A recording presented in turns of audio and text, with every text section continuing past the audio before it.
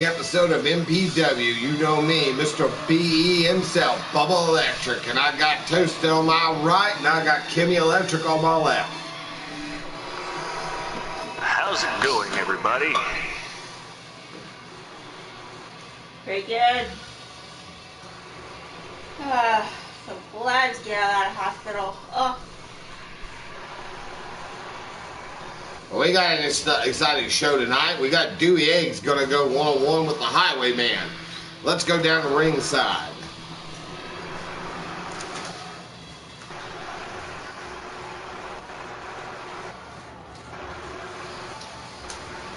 And here comes Dewey Eggs, the stoner half of Bacon and Eggs. Last show we did, El Bacon pulled singles duty.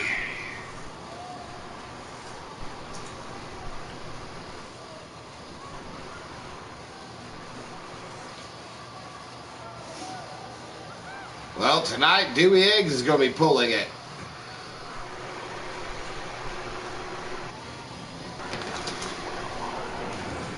And he's going against one of the debuting young guns here in MPW.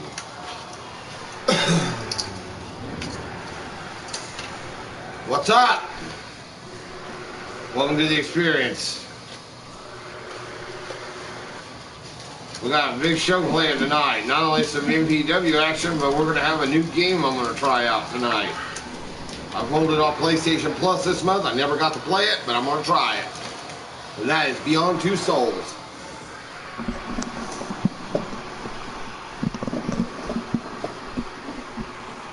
Willem Dafoe and Ellen Page.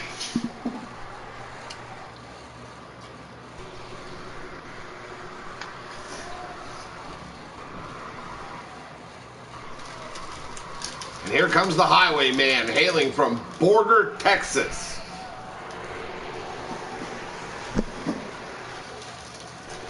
Highwayman's been doing pretty impressively as of late. Yes, he has.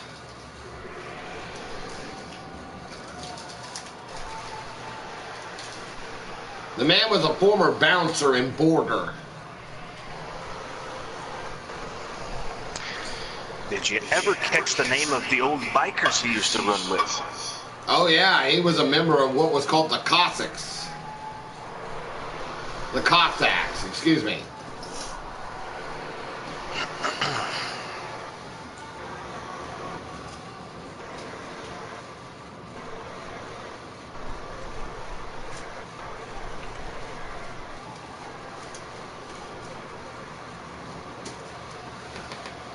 And tonight, we got more debuts tonight in our Young Guns series. Brian Dammit will be going one-on-one against a new face here in MPW. Ladies and gentlemen, we will be introducing Jamal Garrett tonight. I hear a lot of things about this promising young gun. Yep, he just graduated out of high school, became the first in his family to graduate. Hailing from Camden, New Jersey, one of the most dangerous cities in America.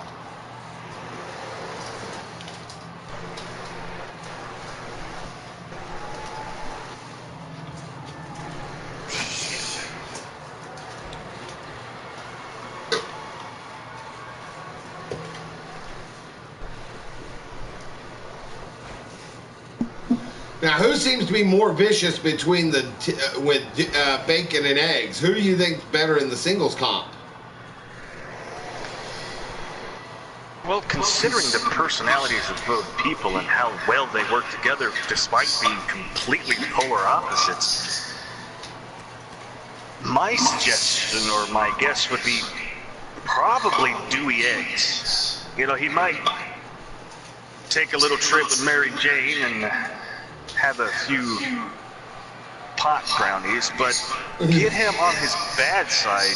I'm sure he's going to be one hell of a competitor in singles competition. But he's going up against the Highwayman, and the Highwayman has been on a tirade as of late, so... I mean, since the Highwayman debuted, my God, he's been tearing up everybody.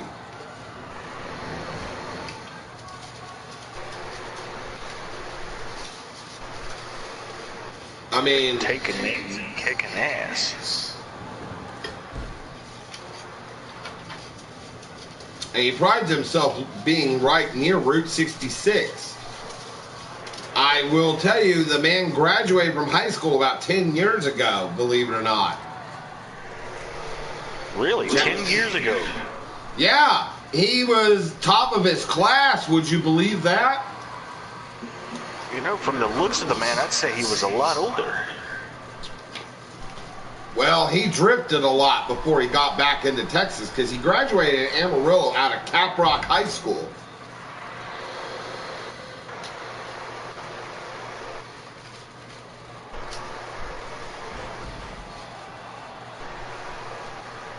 Caprock High School. Never heard of the place.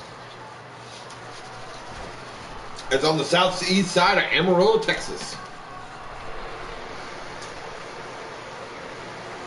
What's up, Eva? Willie, I need to greet y'all.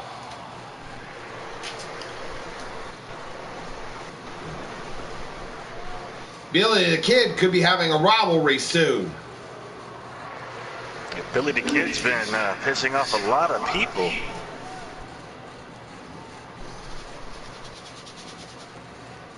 Yes, he has. But he's also gotten the ire of one Leroy Johnson.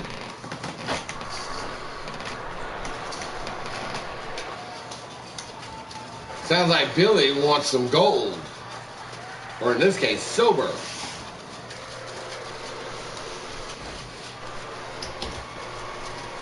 What's up, Troy?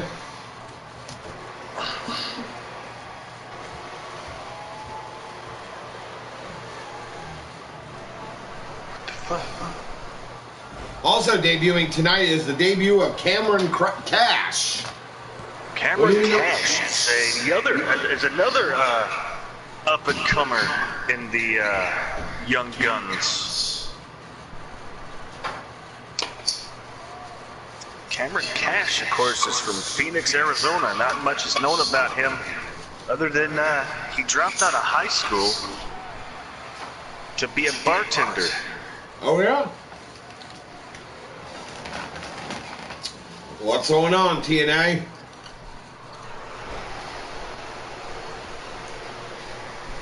We also have the debut of the Icelandic strong woman. Have you heard about her? I know that her father was a strong man winner, I believe. Yes, her name is Romy Koche, I believe. Koche. Well, we'll have to get with her on the correct pronunciation of the name. Well, she's from Reykjavik, Iceland, and she's here tonight.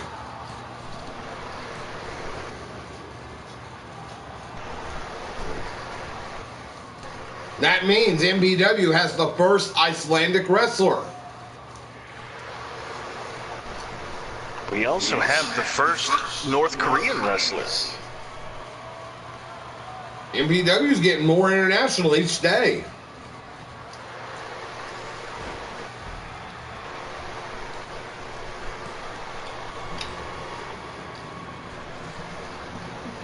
Jack Dalton's trying to fight out of Dewey Eggs' offense.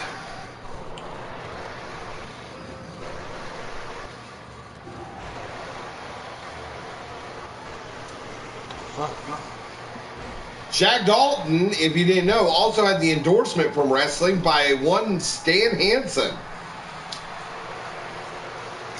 To have an endorsement by a man like Stan Hansen, you are doing something in this career.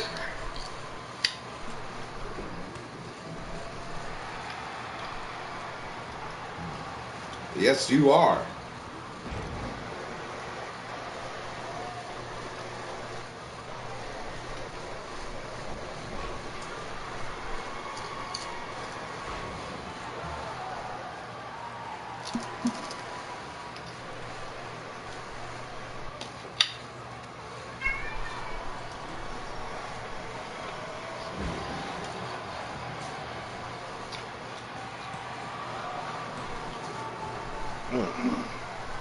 Only a 2 count. Dewey Eggs is showing him that this that this as tag team specialists can also run as a single star.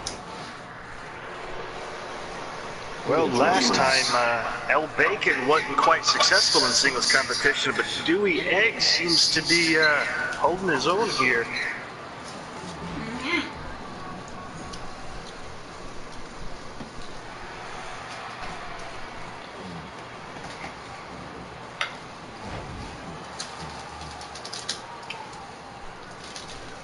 And as you know, Society of Sin has always been. What is that? No, butter popcorn. Not right.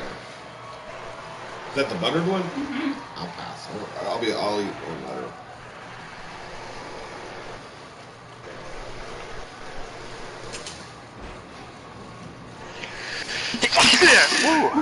Bless you. Also planned tonight, I believe Jamie Conomack is also going to be in action on our second part of the show. Jamie Conomack, the former jammer for the, I want to say the California Quakes roller derby team. Yeah, she will be going one-on-one against Blue Melanie. I do not envy her tonight. Ooh.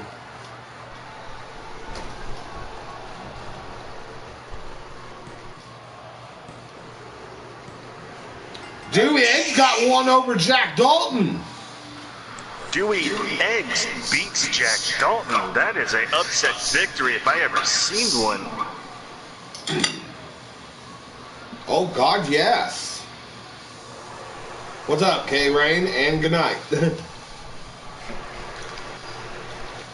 Hello, goodbye.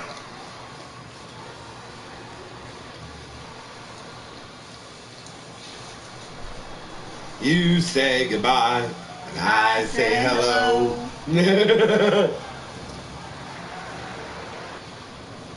Yep, Dewey with that vicious omelet finisher.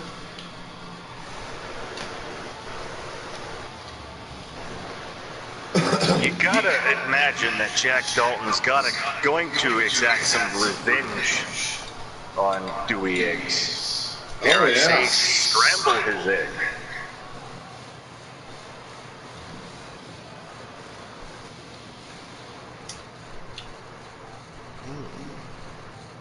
Well, up next, we've got Brian Dammit going against the debut of Jamal Garrett.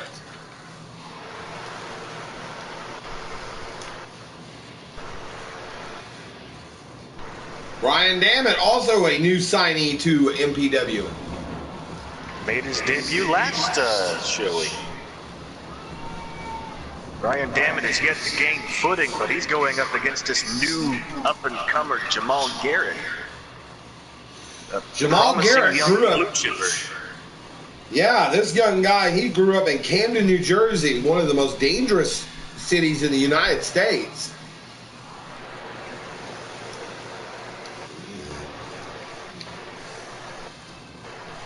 I mean, he traded the inner city life and got out of it and didn't want to be a gangbanger for professional wrestling. Oh, wrestling saves lives.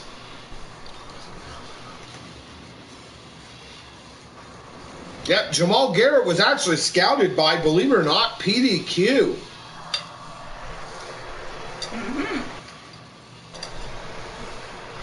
Good looking out, PDQ.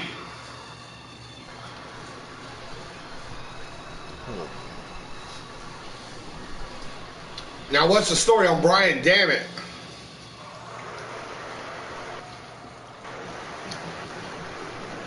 Well, Brian Dammit is from, I believe, Calgary, Alberta, Canada. Tried to make his way into the Stu Hart dungeon, but he couldn't quite make it in time because the dungeon had closed down, so he trained with the former booker of Smoky Mountain Wrestling. Oh my God, really? Yeah.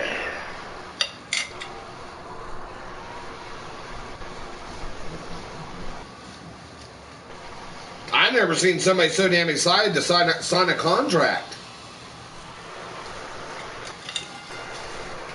And it was Bobby Briscoe who gave the call. I've had my fair share of matches with Brian Dammit, and damn it, like his name lives up to, he is a tough competitor. But he's not, he's never taken on somebody like this young blue chipper.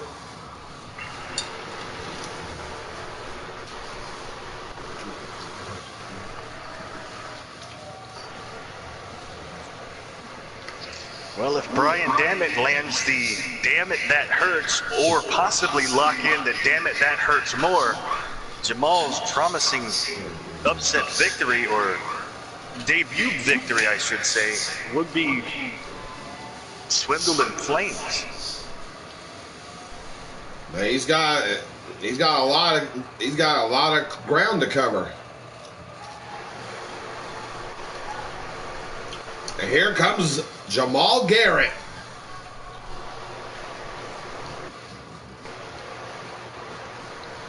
What's your thought on this young kid? Well, I'm always down, or I'm always warm-hearted for a life turnaround situation, and I hope to see this young man make it to the top of this business. All right. Would you believe that he just started professional wrestling 6 months ago? Only 6 months ago? Wow. He was actually brought in by one Reverend Stone, I believe. And that's how PDQ met this kid. Yes, Reverend Stone, the wrestling reverend.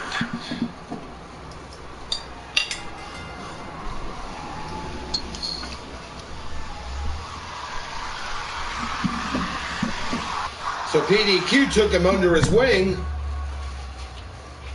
to see what this kid could do, and he impressed.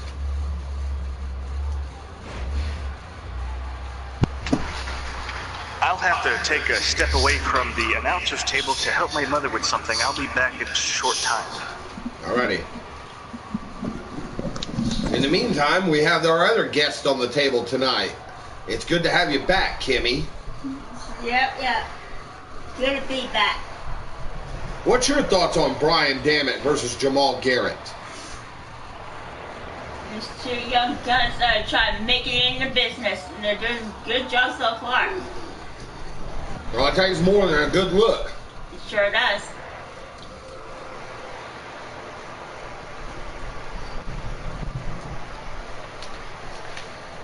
As you know, Kimmy Electric was out of action due to hospitalization. So tell them, what happened? What was the infection? I had an infection in my side of my back. I had to stay in the hospital for 2 months to get all of it out. Because first time I was in the hospital in Lubbock didn't get every bit of it out. Well, you just got a word from Willie. He said, welcome back, Kimmy. Thank you, Willie. Make sure you say it loud so they can hear you. Thank you, Willie.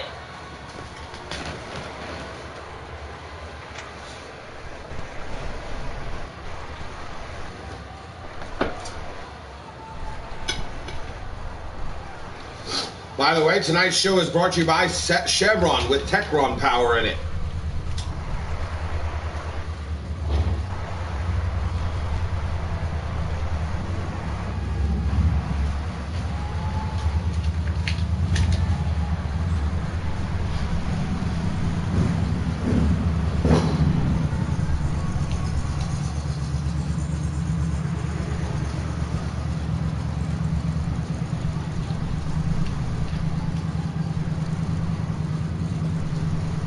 Now, if you don't hear me talking, I'm eating something right now. I haven't ate it all day, hardly. I'm more or less smacked.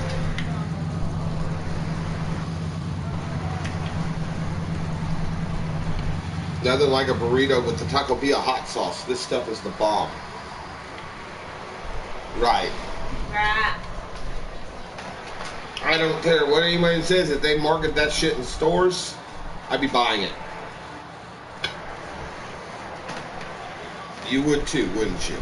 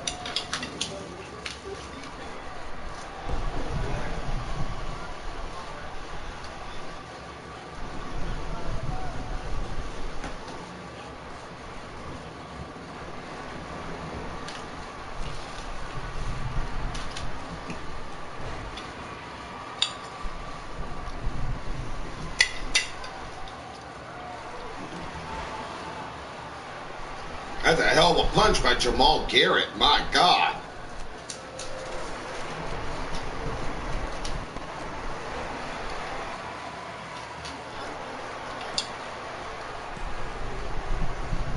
And only a 2 count.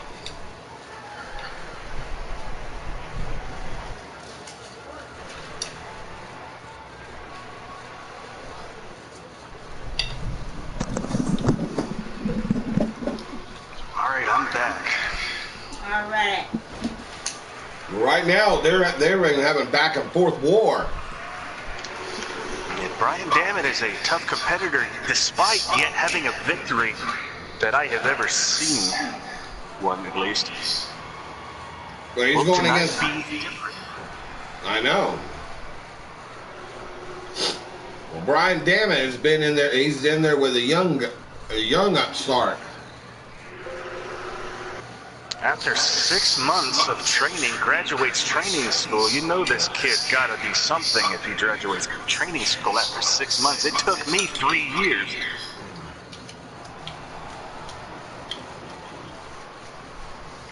Doug Quantum has called this kid a prodigy. Oh. And what's up, Hildebert?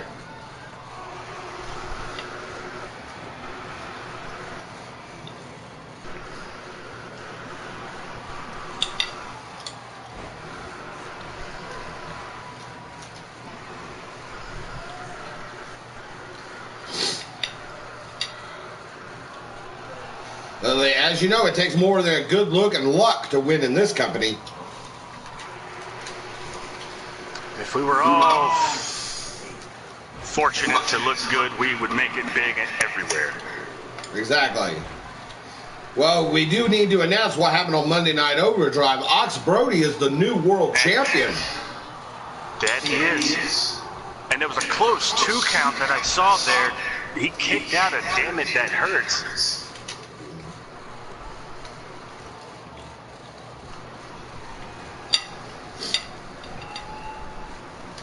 Well, and now my YouTube feed's fucking up.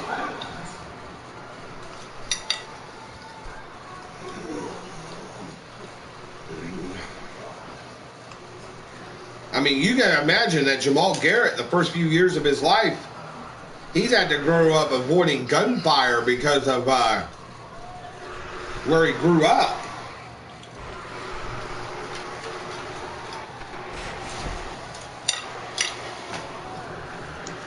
I mean, this kid's only 18 years old.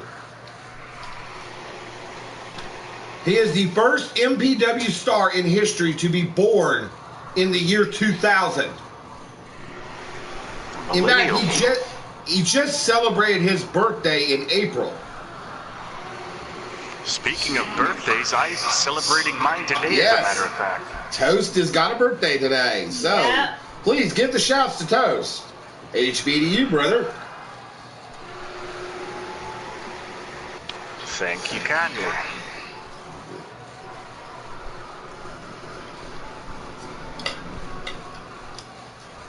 And as usual, we always like to give a shout out to our buds over at Society of Sin. Go for it, Toast. You want to go ahead and shout out? Go for it. Yeah, I don't know when the next show will be, but whenever it is, you know, feel free to come out and check it out. There's a really good show over there. Just last night, we had 7 matches, and it was a really bad time to be a champion because every champion lost their title. 7 matches, 7 new champions. Impressive. Wow.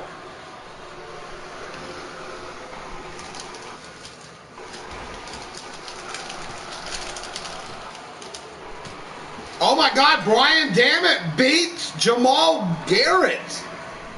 And he beat him with Damn It, That Hurts. Very impressive victory for Brian Dammit. His first victory, I believe. Well, Slim Jim Rock Bartlett's running to the ring. Slim Jim, you got words with Brian Dammit? Brian Dammit, how do you feel? You just gotten your first victory since coming from HCW to MPW, the national stage. You have to be ecstatic, and plus you beat the young up-and-comer who's been dubbed the Prodigy. How do you feel? Let's hear what he has to say. I don't know what voice that he'd have. I think he's in shock. Well, you know, bud, when I came here, I wasn't expecting a warm welcome. As a matter of fact, bud, I wasn't expecting anything. Because where I came from, everybody hated me. But now that I'm here, and I knocked over the up and young comer, I tell you one thing, bud. Anybody in my path better learn that Brian Dammit lives up to the name Dammit. And you will experience just how bad that dammit hurts.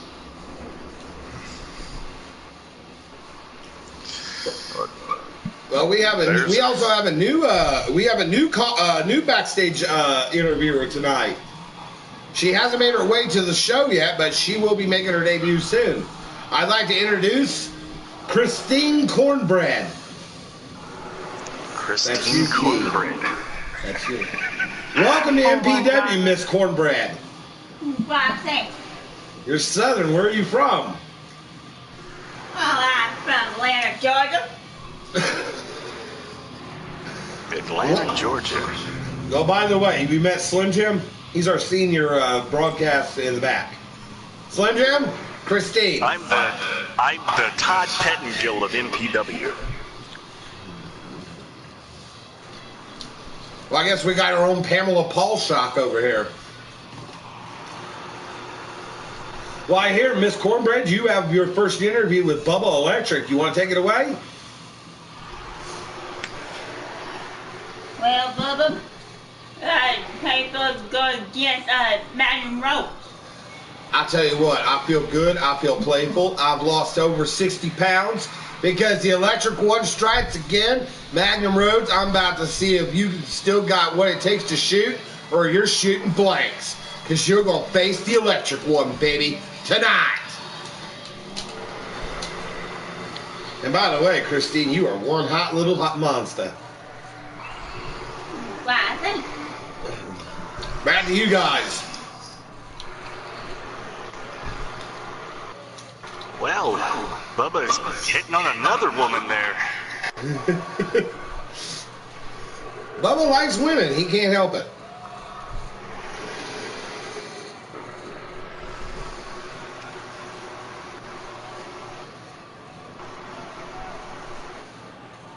What's up there, Austin Williams? Welcome to the experience.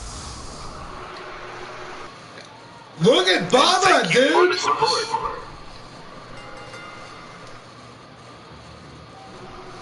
Bubba rocking new gear. Oh my God, yes. Look at him.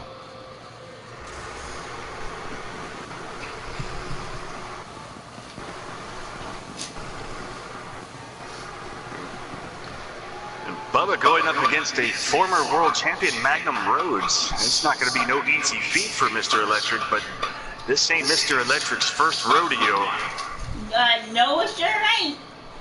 Oh, I see you decided to join the table, Miss Cornbread. Well, yes, I did. Hey, more room the merrier. Hell yeah. Christine Cornbread, that's what I was thinking of.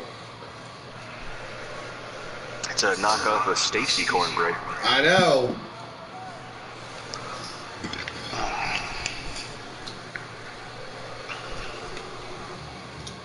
Did you watch the NWA growing up, Miss Cornbread? Since you said you're from Atlanta. Not that much, though. I did catch some, though.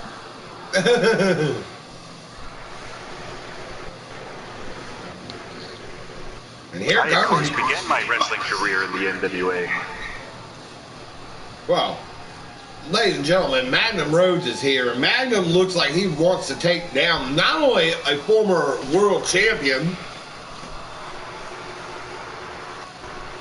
and a former tag team champion one time, but the founder of the company.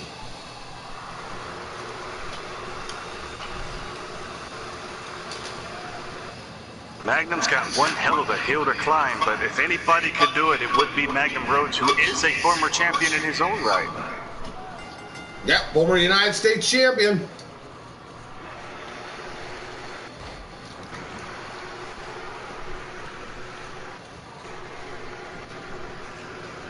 Both men are in familiar territory.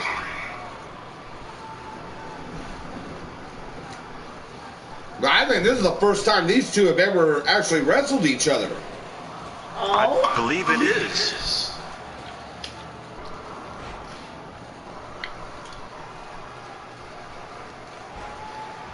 Bubba really testing the padding there with Magnum's head.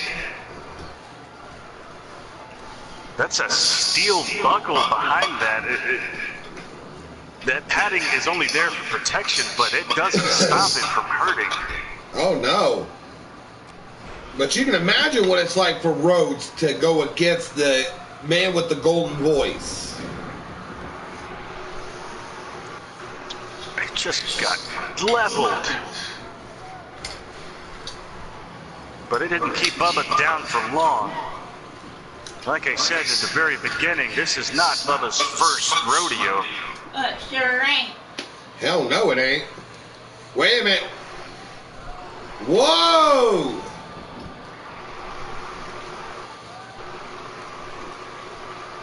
We have a surprise.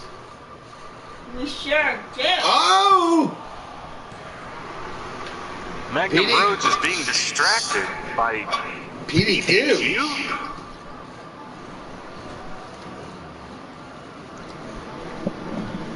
Just what is Bubba Magnum planning? is not happy. But was the distraction enough to knock him off his rock?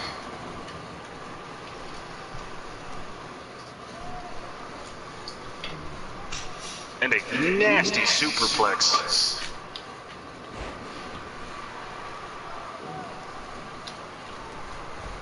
Well, I'm glad you support our channel. We try to bring the best wrestling that you can find, and it's not gimmicked. This is wrestling at its purest form. Old school, new school, whatever it is. You want to dance? You bring your stars here. If you got somebody you'd like to showcase, we'll be glad to check them out.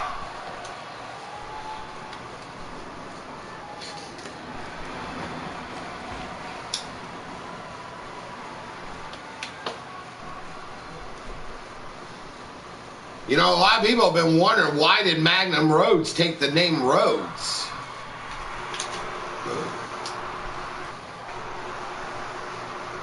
Well, it's been on my mind quite a bit, because he certainly isn't the son of a plumber.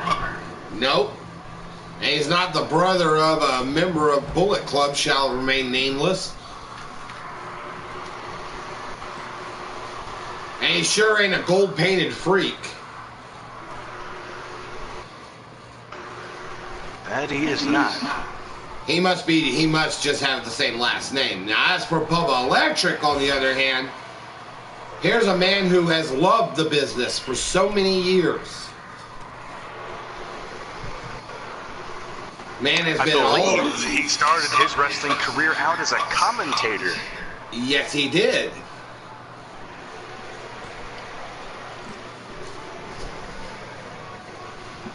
But he found his calling not only with YouTube, but running his own company. And now it's become one of the... count there. Well, as you know, tonight's referee is Johnny Taco Ortega. Wani. No, Johnny. I know, I'm just being a doofus. Mr. Taco Ortega has been, in recent weeks, and he's been taking a lot of learning from senior official Chip Parakeet. Except the breakdancing, that's Chip.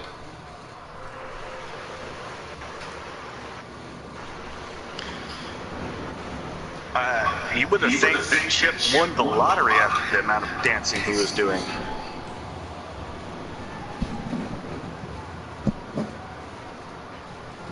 Actually, here's the truth to that. Chip Parakeet actually would, come to find out, Chip actually proposed to one of our backstage personnel here in MPW. Proposed? Yes.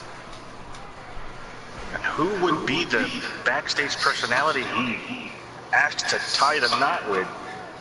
Well, it's a lady that's been with us for quite a while. She's a sweet lady. Her name is, let me get this name right, Ruth Flambe.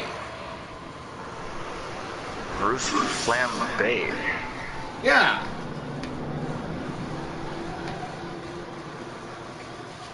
Beats me. I don't know who the hell she is. I mean, she's just backstage personnel.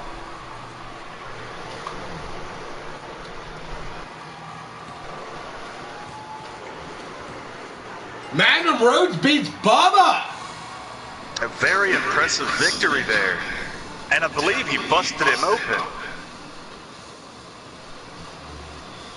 with that Magnum elbow. You know that thing's always been loaded every time he hits it. Loaded like a Las Vegas paradise. Oh, I think Magnum might be looking for a challenge in one Ox Brody. Well, he's not familiar to being in the title picture. He just hasn't won it. You're in the middle of a show, dude. What do you need?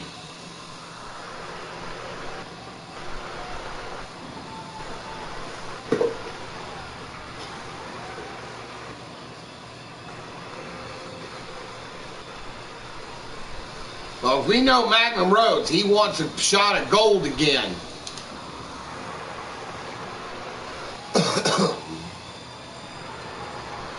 And not many times can you get a clean pin on Bubba Electric.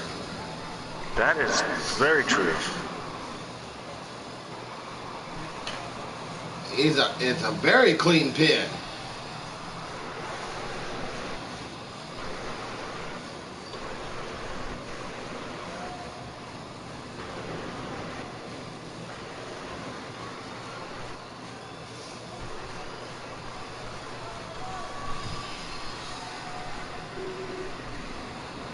I mean, that takes a lot of nerve to get.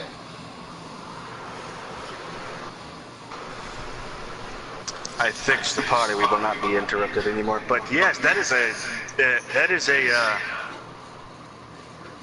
impressive victory by Magnum Rhodes there. Ah, we got a debut of another new star here in MPW. We will be having Benghazi going against the new debuting Cameron Cash. So, Toast. Cameron Cash is a former bartender from Phoenix, Arizona. Picked up the business from his dad. Fell in love with wrestling when Ric Flair entered the bar and started buying shots for everybody. Oh, yeah? Oh.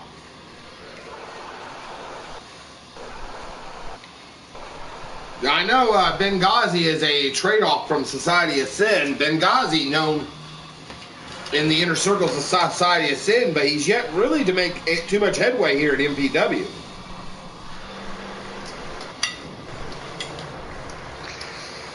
Gotta love Mike Fortune. My former wrestling manager in wrestling posted on my Facebook wall, "Oh, today's your birthday? I didn't know." Well, I have to make an announcement. Frank Holdman, welcome to the experience. How's it going, Frankie?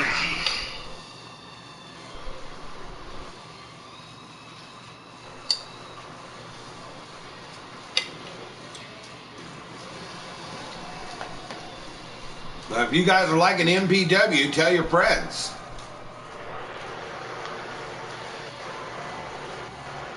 And here comes Benghazi, who has become kind of a ally to Con Ra. Yes, they are certainly strange bedfellows, but To each their own. I hear that Conrad's daughter is in the process of becoming a pro wrestler. Oh yeah, you mean Sikra?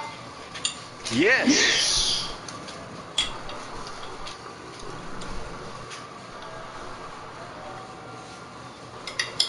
Well, Sikra would be the first female Iranian wrestler. Well, actually, let me correct that. She is of Iranian descent, is she not? Correct. Since in Iran they don't allow women to do anything, and she was born in the United States. Correct. And that's how Conrad got it around. She was born in Fort Lauderdale. Fort Lauderdale? Yeah. I forget what state that's in. Excuse Florida. my geography. Florida. Yes, she was born in Florida. And ladies and gentlemen, here is the debut of Cameron Cash. The 37-year-old rookie. Oldest rookie here. Well, Diamond Dallas Page was 40-something when he started. 35. First he was a manager, then became a wrestler. True. Batista was a late bloomer too. He started in his 30s. It just goes to show you're not too old to live the dream of a childhood.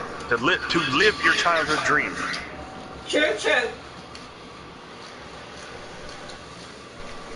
Cameron Cash looking very confident up here against Benghazi. I've yet to see how this man performs. Well, let's find out tonight.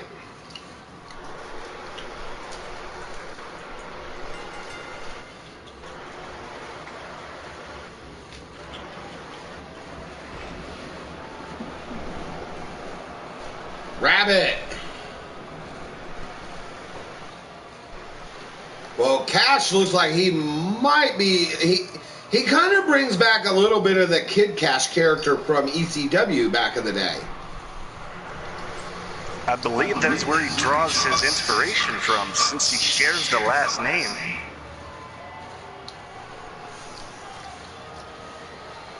I can't help but notice, but his tights are reminiscent of Chris Benoit, and yes, I will say that on this show.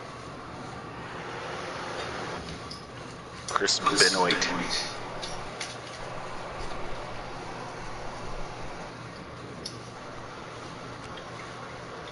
We are doing fine as wine in the summertime, White Reddit. I mean, it's nice that we got a Young Guns series now started. Oh yeah, we've seen the debut of Jamal Garrett in losing fashion against another newcomer, Brian Dammit.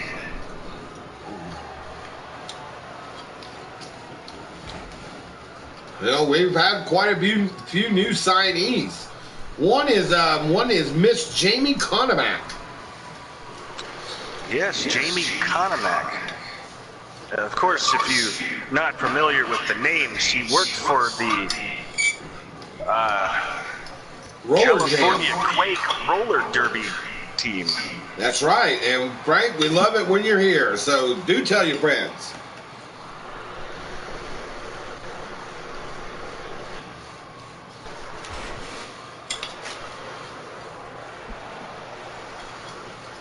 Because MPW always finds new talent.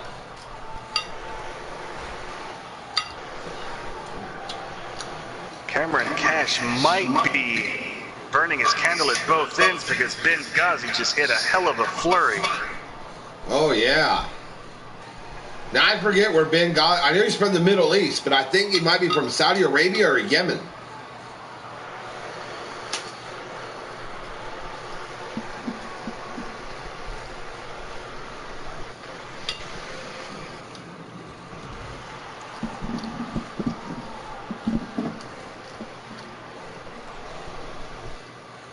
And Benghazi comes from a very wealthy family.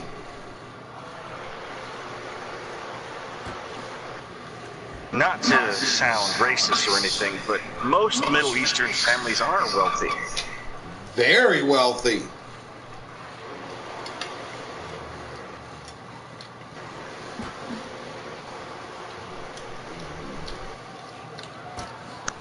What's the name of this promotion, White Rabbit? You know, you were probably the third person that's inspired to start a company because of us.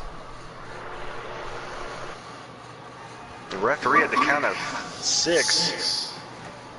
Yeah, and as you know, Taco Ortega is...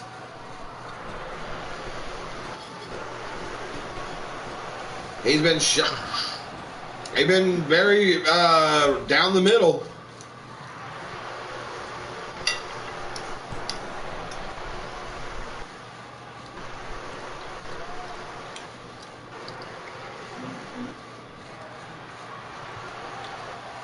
Not even a 2 count. Benghazi is still in this. Cameron, you'll have to do a lot more damage than that to keep him down. Uh-huh.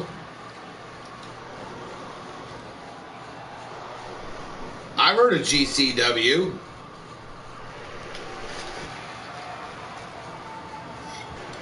Oh, yeah, that's the dude who was trying to leave a promotion because of the way they were done.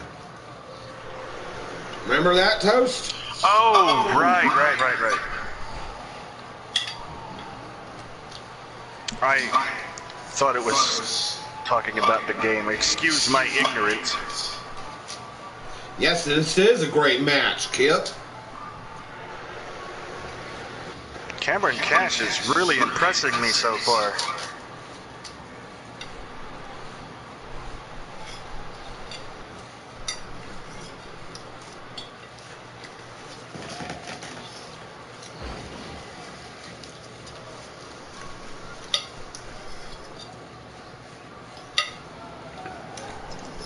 And a huge German suplex to Benghazi.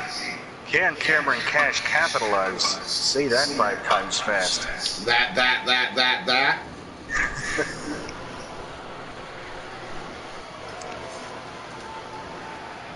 Is he gonna hit the Cash Maker? He lands the Cash Maker, who he happened to borrow from Kid Cash. Yeah, but Ghazi kicked out.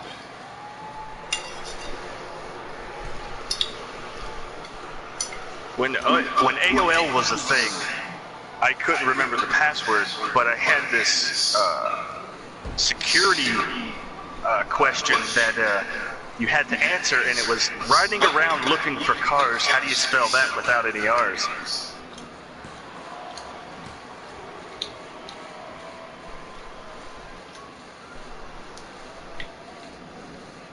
The answer was THAT. Uh-huh.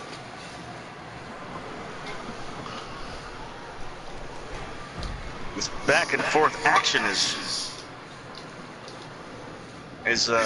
pretty much a highlight of what you're getting from NPW. That's right. No stupid gimmicks here. No talking more than wrestling.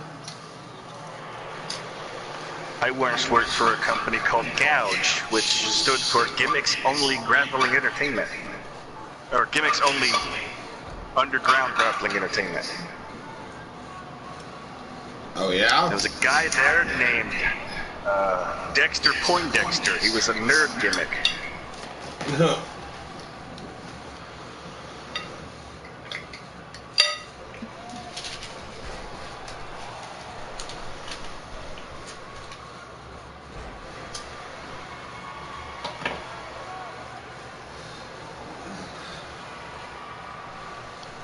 Was the pipe bomb recorded?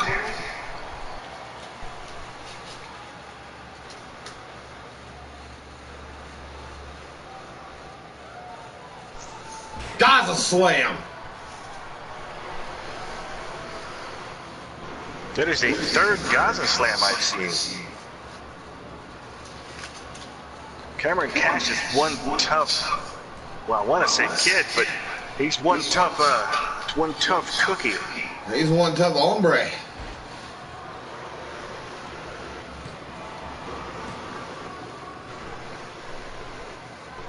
Neither one of these men have yet to show any weakness.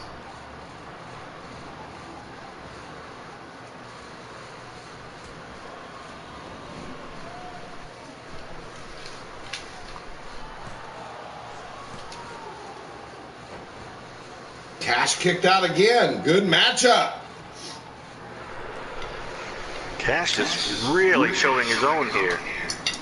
He wants to impress the Mpw high-ups.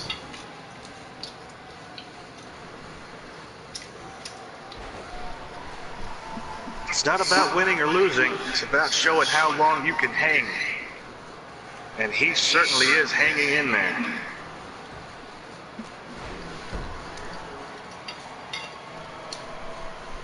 Well, we also have another high-profile signing going to be appearing tonight. Mpw has done another first. We have now signed the first Icelandic wrestler. Romy Kocevic. Or Koche. Or Korche. Where I have to get the spelling on this.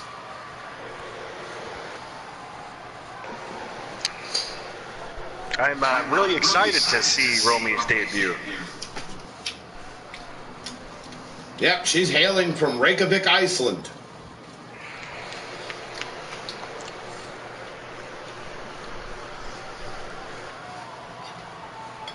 Here.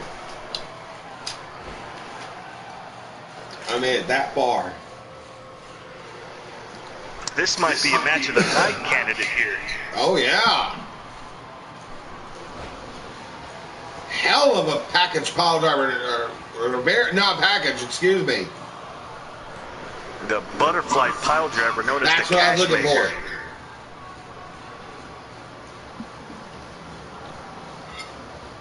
Called the wrong move, my bad.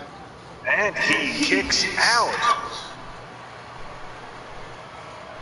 I think these fans are starting to back Cash.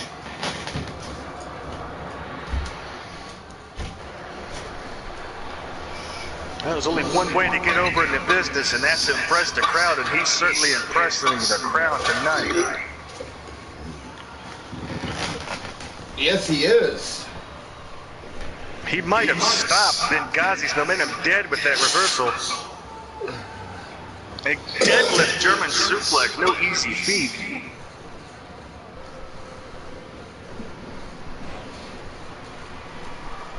You gotta imagine that both of these men have very little to, if anything, left in the tank, as hard as they've been going at one another.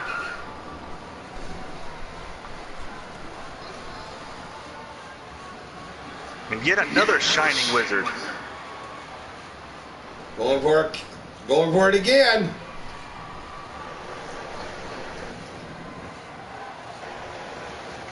And a fourth Cash Maker. And Benghazi kicked out of it again.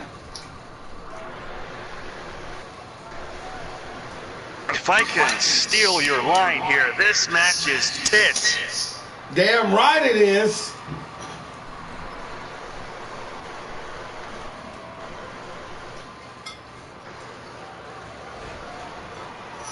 And he's working on that knee. Back and forth. Nobody has yet to gain an inch here. Heck no.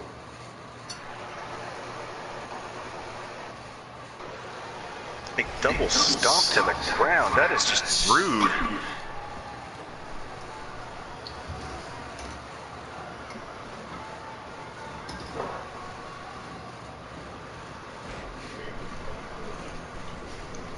You hear that? Hear that good stuff? That's what it sounded like. Sounded like it to me.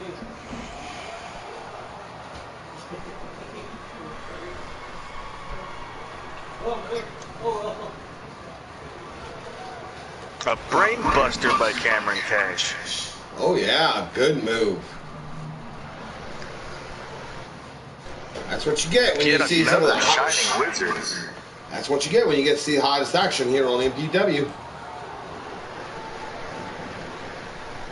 Dude, this match is totally tits.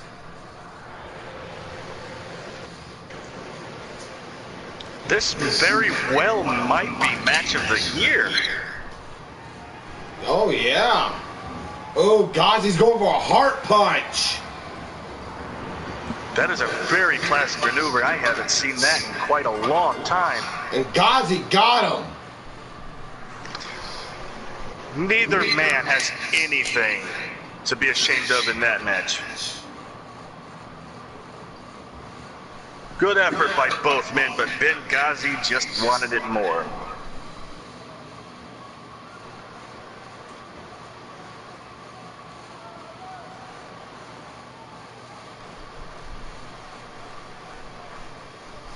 That was one of the best matches I've seen on MPW. In a house show, no less. God damn it.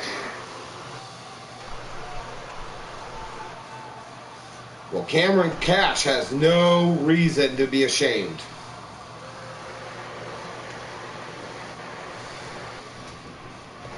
I just heard from the back, they just got a standing ovation for that. Oh.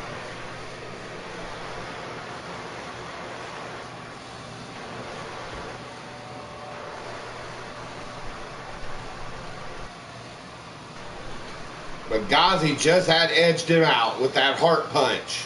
Shades of Ox Baker. Not Brody. Baker.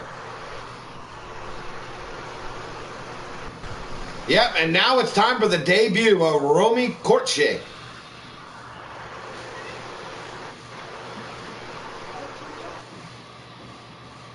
Some might call her a Icelandic princess, but this woman is no princess. Her father and uncle were strongmen competitors.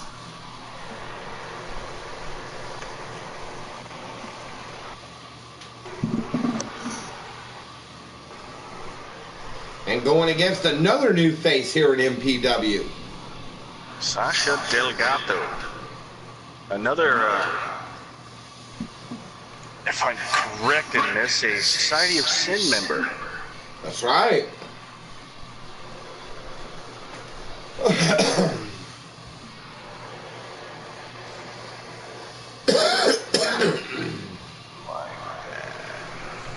And she's wearing the colors of her country on this. We're talking about Romy here.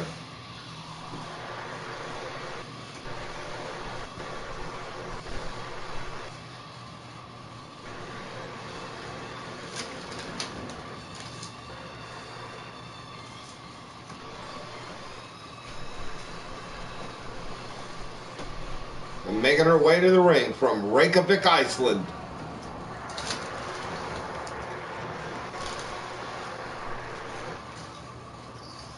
Let's see the debut of Romy Kortche.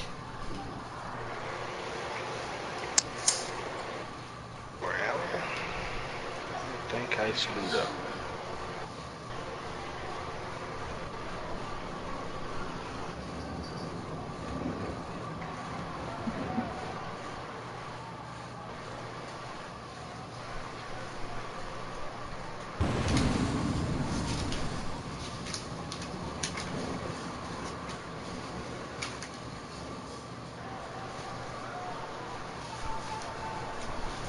What's your thoughts on Romy?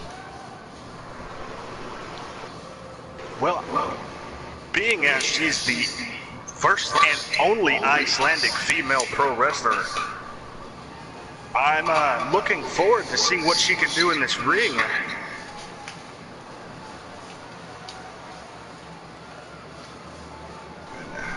Yeah, fuck that up. Well, let's put it this way. Some of her training involved eating rotten bull shark. It's a delicacy over there. They bury it in the ground for 6 months.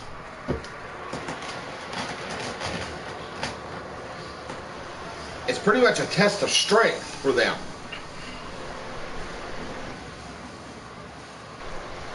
But going against another new member here in MPW from the Society of Sin.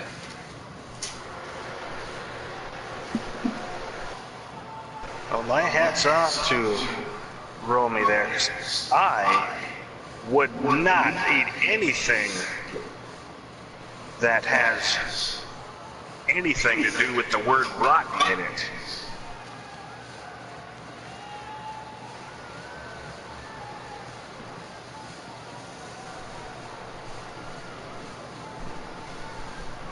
God damn it.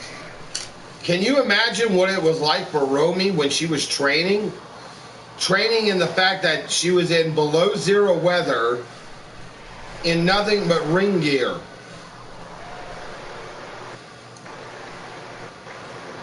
Well, that will make a woman out of you. I mean, that's on par with how the Spetsnaz training. And here we go. Romy Corchet versus Sasha Delgado. Sasha Delgado. What a fez press! Romy right out of the gates. Right out of the starting blocks goes Romy. Really looking to impress everybody here tonight on her debut. 5'10", 161 pounds. This woman's built like a brick shithouse.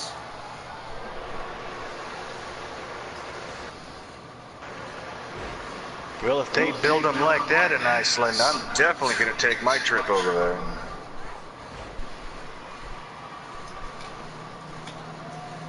She said she didn't want to work for any other company but MPW.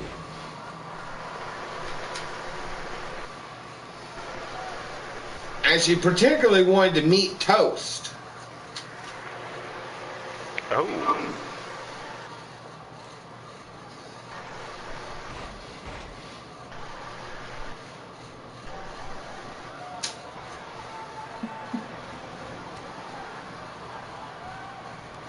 What was her reasoning for meeting me? She learned some of the English by listening to you. That is very interesting.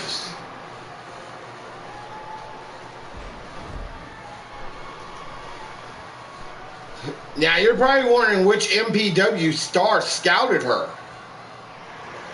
That I'm actually rather curious. Would you believe it was a double scouting? It was Amber Cassidy and Gemini Wheeler who found her. Interesting.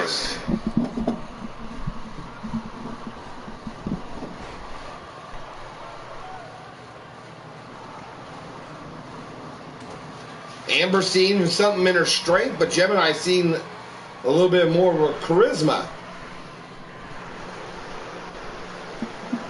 Well, we've yet to see how she is on the stick, but her in-ring work is very impressive. Well, considering that her father and uncle are strongmen.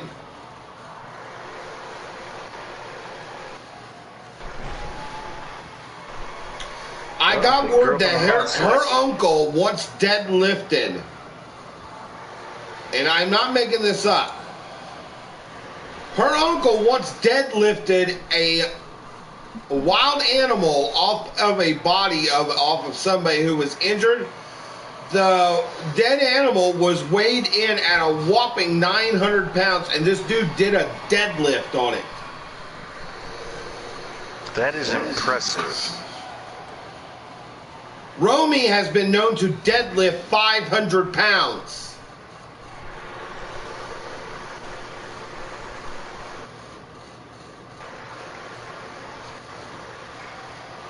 Well, when you come from a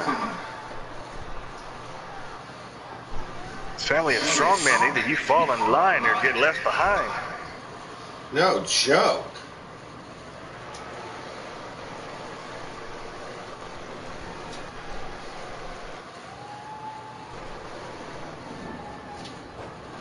Now, why did Taco Ortega not call the rope break on that? Maybe he didn't see it. I don't quite know.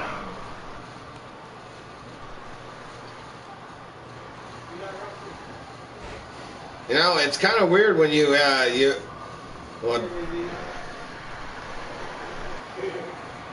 ooh, Sasha going for Romy's Icelandic split.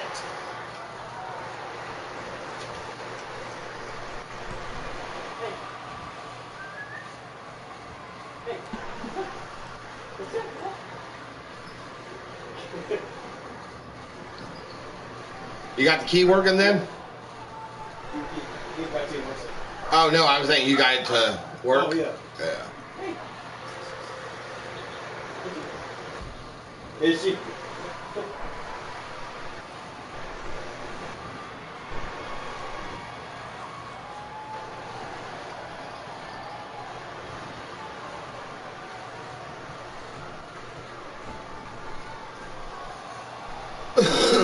Well, Sasha looking very good out there right now.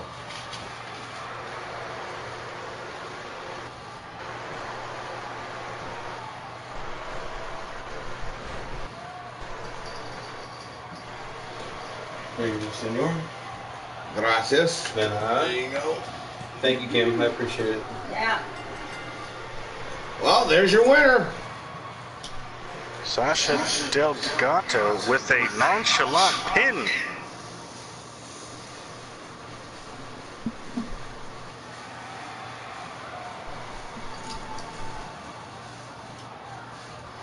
If there's ever a way to put insult to victory. Is it for PC or what? PS4. Is it fun? Oh yeah. I always wish there was one with the stick shift. I need one with a stick. They're pricey, dude. Alright. That one ran me $100. Hmm. I've seen some that are up to $500, and we're talking about Ferrari styling. That's stupid. What people do. I mean, Well, we got another exciting match here. What do we got here, Toast? we all have a good night. Yep. Later, man. Thank you. We've got Thunderkiss versus Big Bad Demolisher. We haven't seen Big Bad Demolisher in quite some time. Where's the car? Oh, I see. Another? What we got out of there? There's another animal out there.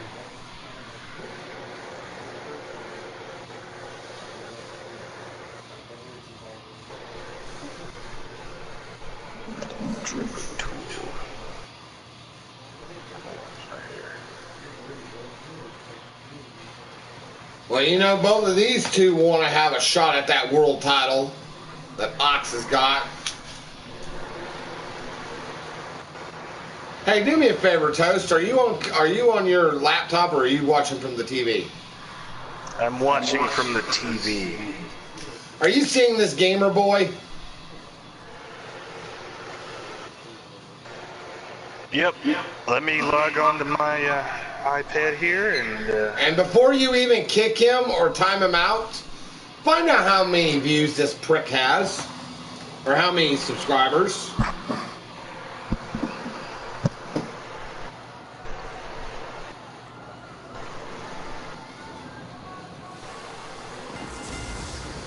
Is that your best, really?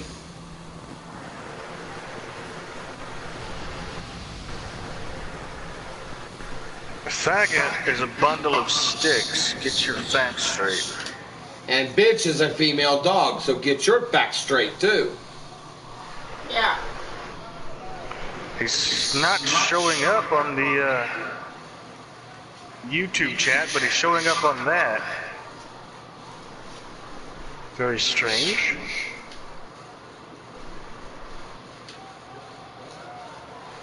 Let me try the iPad.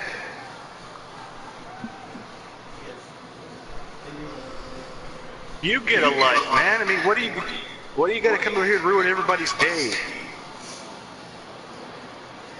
I mean, what, is your life so devoid of meaning that you have to come to value everybody's good time? Especially your birthday? Exactly. You know what, gamer boy? He probably did, and he probably got a lot of pleasure out of it. Unlike you like to go fuck yourself. That's why you got bleeding It's not showing hemorrhoids. up on YouTube.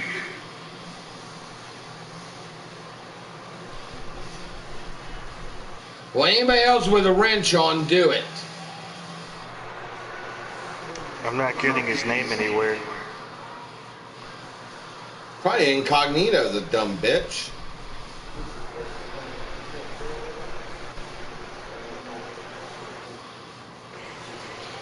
Well, have Yeah. your fun. You will no longer be acknowledged. Nope. Alright then. Ooh, I'm so scared. Well, his name showed up in the chat, but there's no link to anything. Oh. Well, you guys know what to do if you can get his name up. Oh, I just got to work. Well, this dude has 538 subscribers. And then he comes in here talking about us.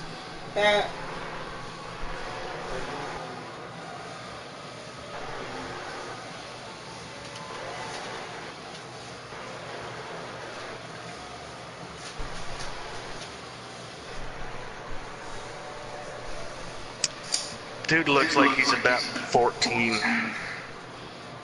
Nah, looks about 11. Well, I am impressed with your subscribers, but if you want to get more, I mean, I wouldn't want to do that. Yeah, we'll just go on your channel and tell everybody what you done. Yeah. Because that's all you can do. Why don't you go prank call somebody? That's what you seem good at.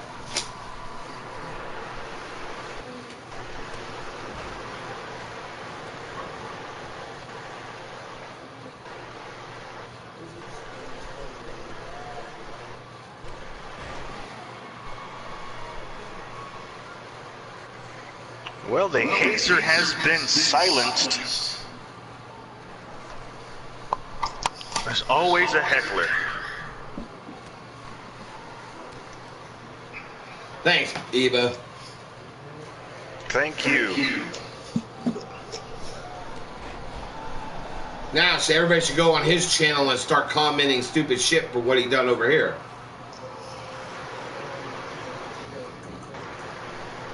Well, that wouldn't be really setting a good example, but it's your prerogative. Turnabout, I believe him. Turnabout is fair play. I don't play nice.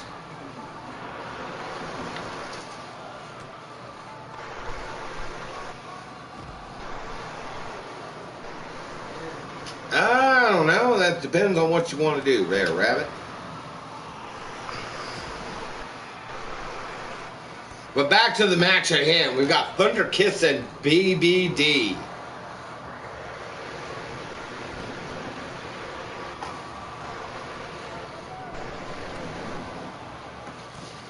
You know, I think Thunder Kiss has come into his own in recent months. Oh yeah, he's starting to get a lot more comfortable being out from the choking hands of Dangerous Valentine.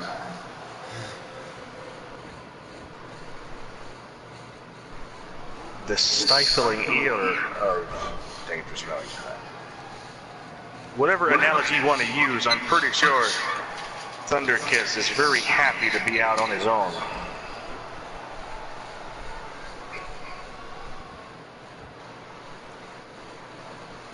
Actually,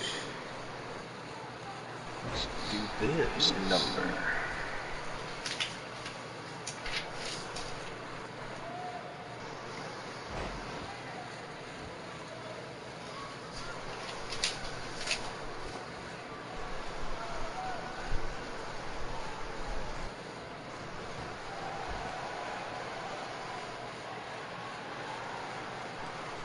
Oh, that's like one time somebody came on my channel and actually tried to copy my shit.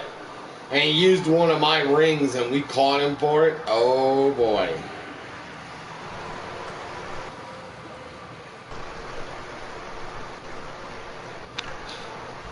Take it, that didn't go over too well. No, I threatened to fucking sue him.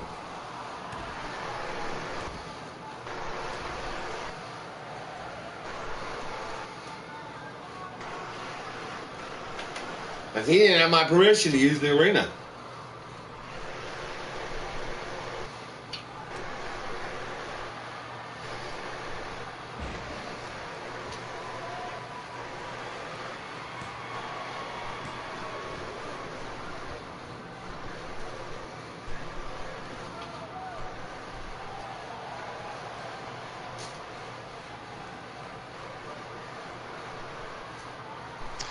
Well, damn. Damn it! Oh, wait a minute. Brian? No, I'm working on the arena image. That's the reason I'm silent here, because I had an idea and I'm working on the arena, and it's not working like I want it to.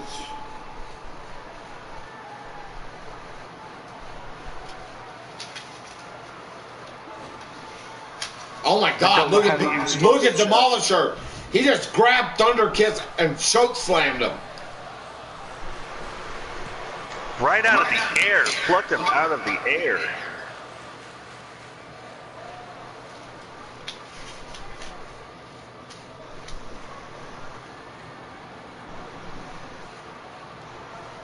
And these two are both Rockstar NC-17's creations.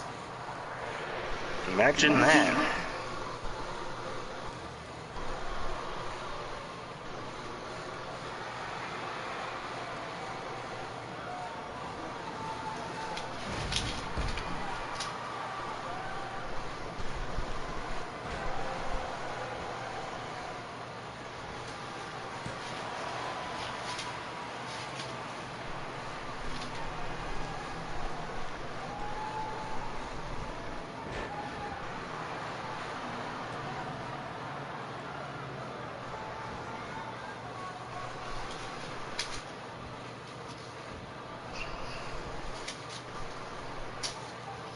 He's just jealous of my success.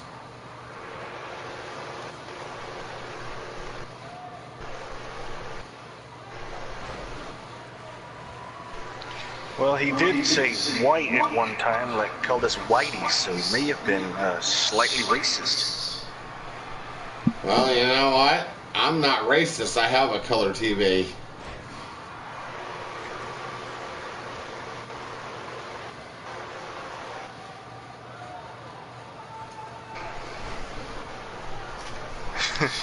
Colored TV. I hear Leroy Johnson's trying to have some words with Jamal Garrett. Leroy? Yeah, I mean, you were real impressive, but there's one thing nobody can teach in this business, and that's the experience you need to make it in a match. I mean, you were impressive. You took Brian Dammit to his damn limit. But, like I said, nobody can teach you the experience. That's something you gotta learn on your own. Yeah, despite your impressive match tonight, you still got a long way to come. Yeah, and I think Jamal has nothing to say on that. I don't know what he would say. How you do a young black guy? That's a question. I know, just do the best black dude voice you can. That's how Leroy got started. Well, that's what I was trying to do, homie. You dig? Yeah, I dig. But look, man, just keep your chin up. Not everybody gonna win the first night. Sounds like Jamal and Leroy are kind of talking. Might be a little bit of a friendship brewing there. It's a very possibility, both from similar backgrounds. Since Jamal Leroy is gonna sit in prison. Ooh, Thunderkiss gets BBD. That is an impressive victory. I'll say it. As a commentator, I'm supposed to be impartial and unbiased, but I'll say this. I would like to see Dangerous Valentine try to knock off Big Bad Demolisher. I don't think he can do it. I don't either.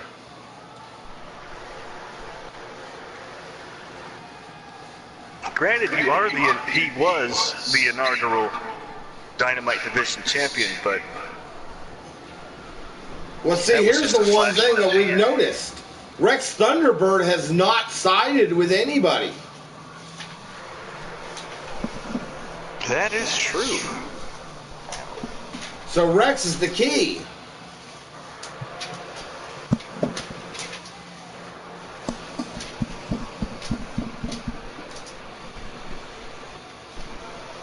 But Thunderkiss has been proving his ass as of late.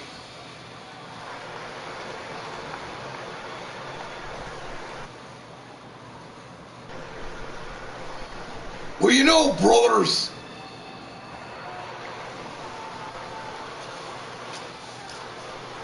I just thought of this. When you do Thunderkiss, it sounds like Macho mixed with Hogan. That's what I was trying to shoot for. Nice. Well, you nailed it. Why do you do this to me, laptop? Oh, I'd love to hear Conrad's words on Bob Batowski. I got word with Slim Jim Bockerlin. He's down with Conrad right now. Mr. Conrad, you're going against probably the sleaziest man in MPW. What are your thoughts on going up against Bloodshot Bob Batowski? I lived in a ditch for most of my young life till I found out how to make money, and I worked my way to the top of Tirage. Then I come to America to destroy and break everybody back. But I now here I face the most disgusting American pig of a man. This man done part with his mother. I spit on you. I break your back, make you unwell. Change your underwear. Well, we got words from Christine Cornbread. Christine, you got words with Bob Batowski? I think turkey sucks so bad. Woo. Let me tell you something, Conrad.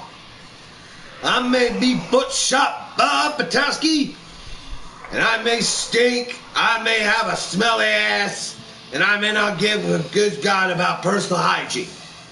But there's one thing in this world you do not do, and that's call out my mother. I'm about to take your falafel ass, and I'm gonna kick it all the way across El Paso, Texas tonight. Don't you ever talk about my mother again. Oh my God, I think Bob's pissed. Toast, you hearing this? Conrad may have struck a chord. I have never heard Bob speak like that. Bob is angry.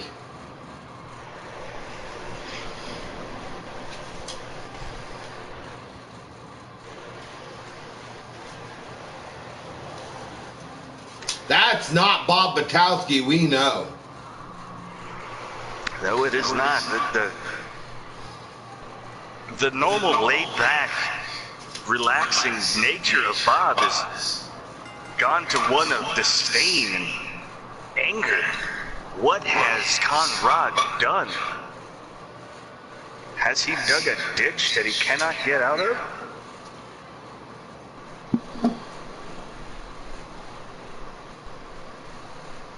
I just got word from the back that Bob has loaded his pants.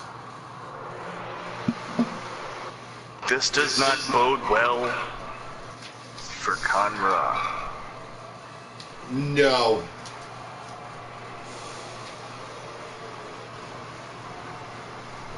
Oh, I'm sorry, White Rabbit. I wasn't reading the comments. I was busy doing a project over here.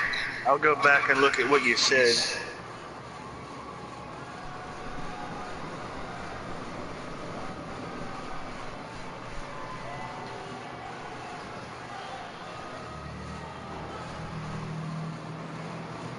One thing I think we've learned firsthand is you do not talk about Bob's mom. You do not talk ill of Shirley Stratton.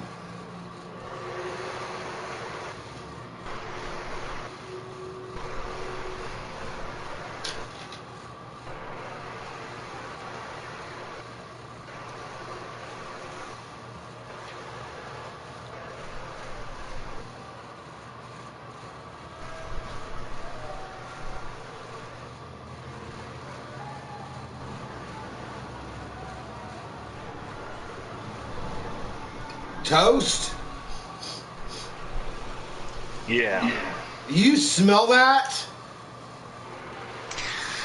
I don't have a very good sense of smell, but I do, however, have faint whiffs of when the atmosphere changes, and the atmosphere here has just become rank with...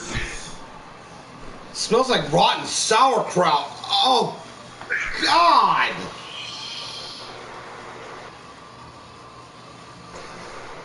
Conrad, Don't tell nice. Bob I said this, but this may beat the smell that Shirley Stratton's undercarriage might bring. Dude, I just got word from the back. It's so bad the blue Melanie had to leave. That bad? Whoa. My God. Conrad, you better have the nose plugs, dude. I feel sorry for it. Oh my God, look at Bob. Oh my God, his ass is loaded. Fully loaded.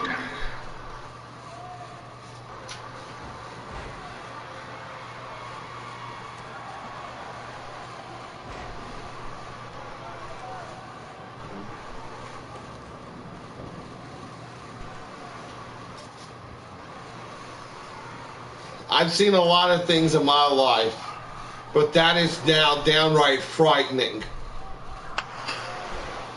Whatever it was Conra said really struck a chord on Bob. Bob's angry.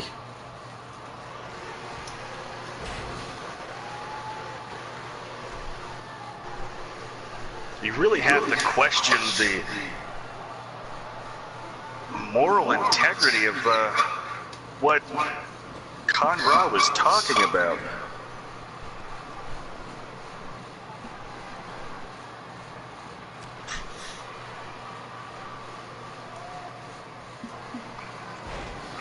Damn it, Jim. I don't know about you, but I'm about to put a clothespin in my nose due to Bob. I might need to order a hazmat suit. Oh God, Carl, no! Get that shot off the screen! Ugh!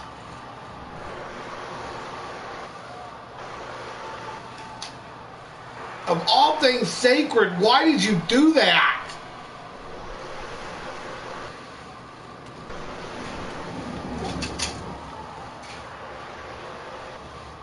Don't go to that camera again. For the name of all that is holy, please don't.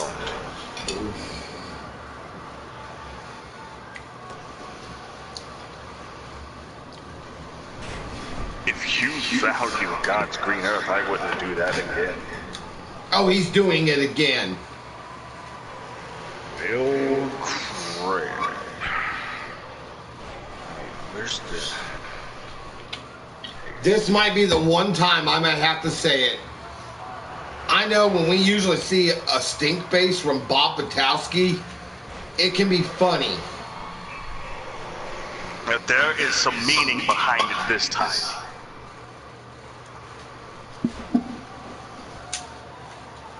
I mean, I don't know what Conrad was thinking.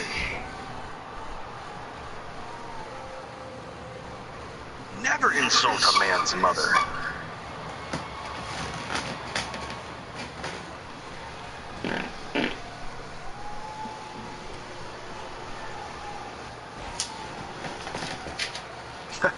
I believe one of Bob's toots have traveled to the microphone. I think we just heard Bob rip one.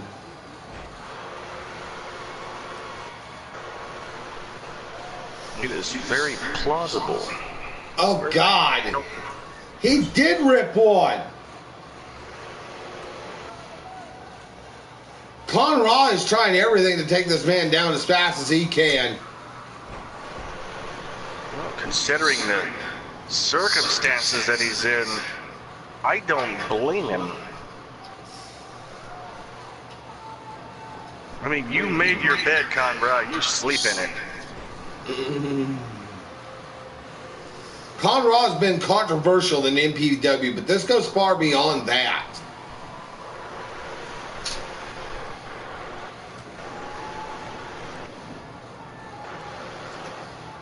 There was that time he almost got us kicked off the air with his "I'm a ticking time bomb" tirade. Oh God, yes. That could have got us in some serious trouble. You know how much fucking money I had to smooth over that?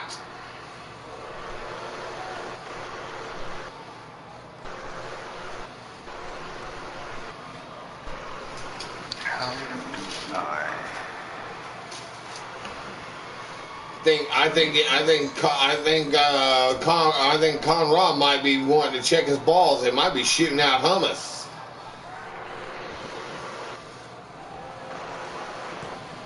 Might be doing a lot more than that.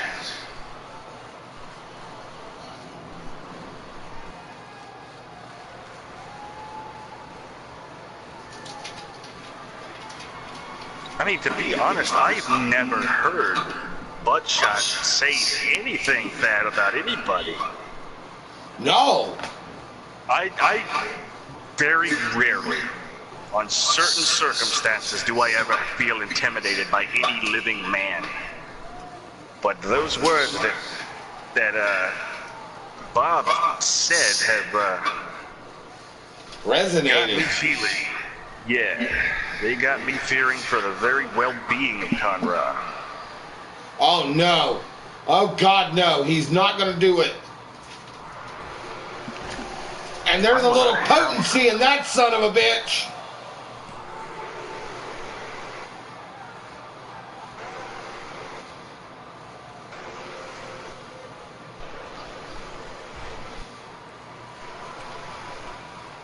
Oh, he stomached it and kicked out of it.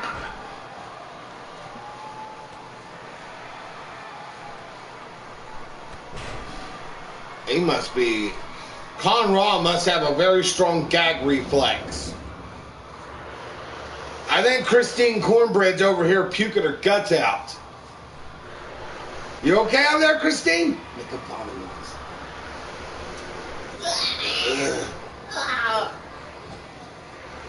Well, welcome to MPW. First night she's here and Bob Batowski shits himself. Oh God, no, he's not. Oh God. Oh my God, no.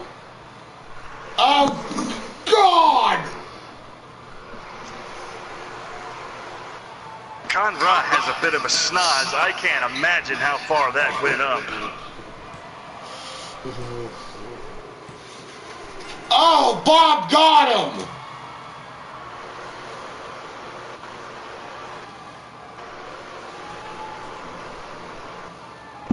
Conrad just couldn't handle the nose.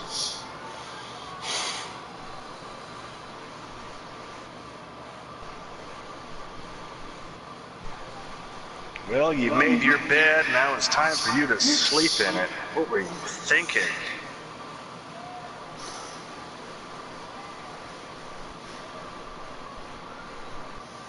In all my years I've ever worked for MPW and worked with Bob Batowski, I have never heard Bob say those words.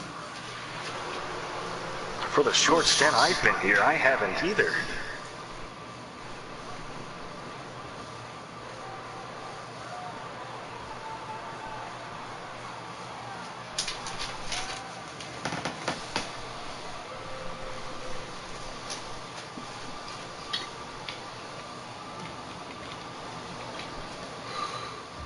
That is scary.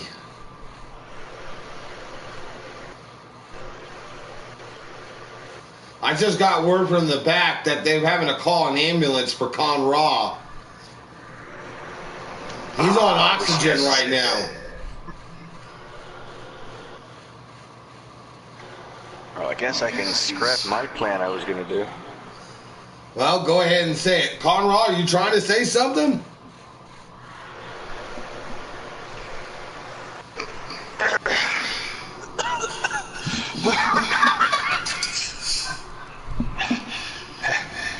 see what I did? You see what I created? I did this for you people. You need a hero. I give you hero. I sacrifice myself to put man.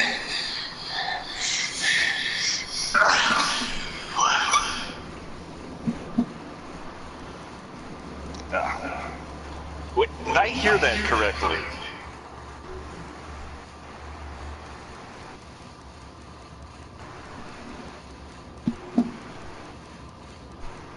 I think I heard that Conrad done this on purpose to light a fire under Bob?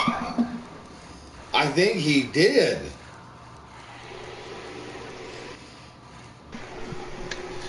Well, whatever it was, it certainly worked.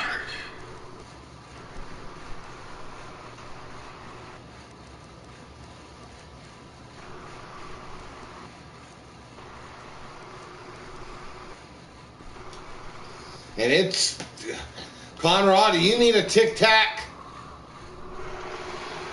I think he's already entered the ambulance. That's not gonna work.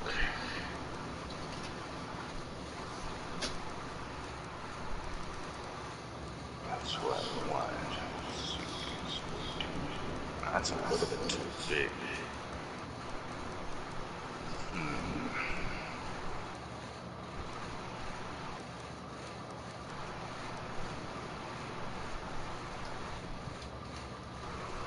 Night Mother Reaper tonight has a match. Don't like that. Night Mother is going against who? She's opting to defend her title tonight.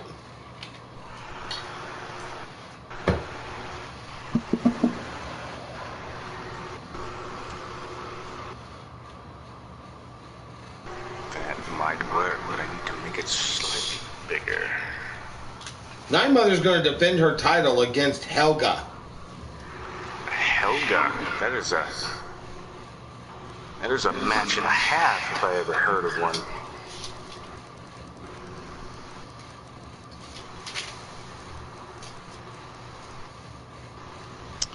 Okay, this is not working. Actually, let me correct that. Helga's not here tonight. She's back in Germany.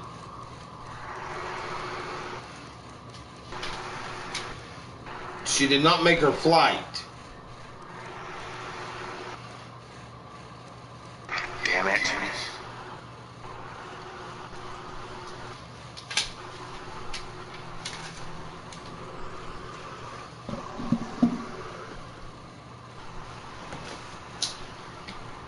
So instead, it will be Mother Russia and Night Mother Reaper. Oh, my. Well, we gotta go live to the hospital. Conrad, you're Conrad's doctor? He is Spain Conrad's doctor.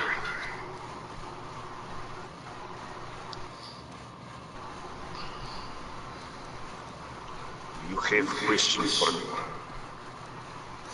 How is he doing? He is doing mildly fine.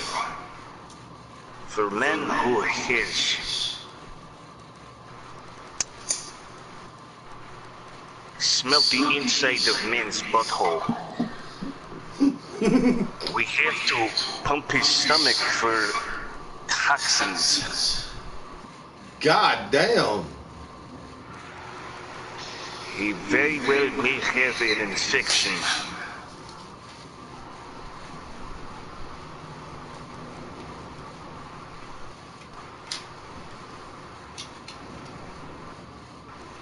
Oh, yeah, I heard about the Aloy challenge. Oh, come on. Oh, that's how you do it.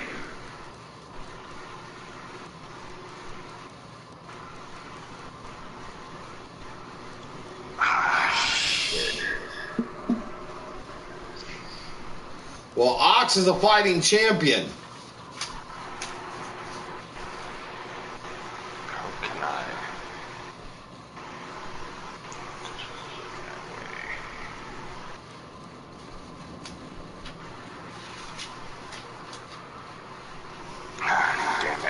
First night Christine Cornbread works for the company, she has to take a whiff of Buttshot Bob's smelly ass.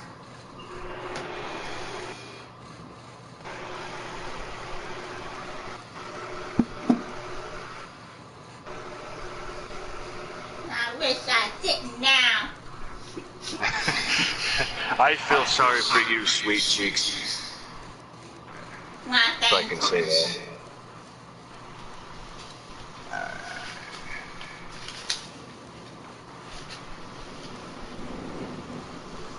Well, I am going to go take me a cigarette break. After smelling and dealing with Bob, I need to take a step outside.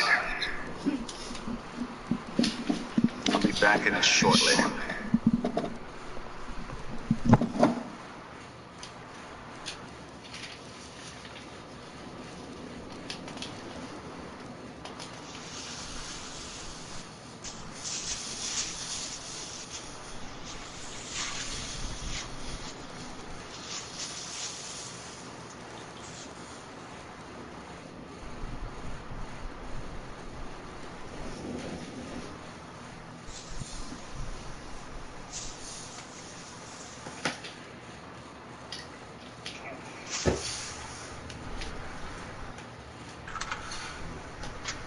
I want a Horizon Zero Dawn 2 made. Who agrees with me?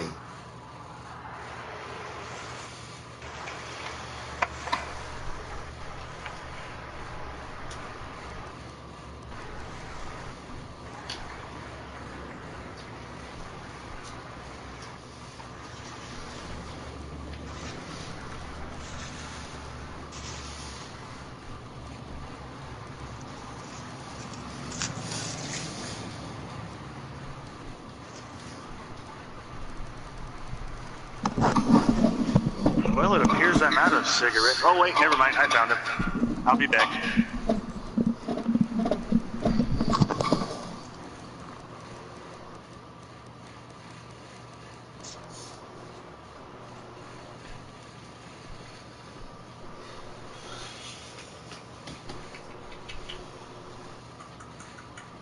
Huh? Is he under me? No, I'm beside you.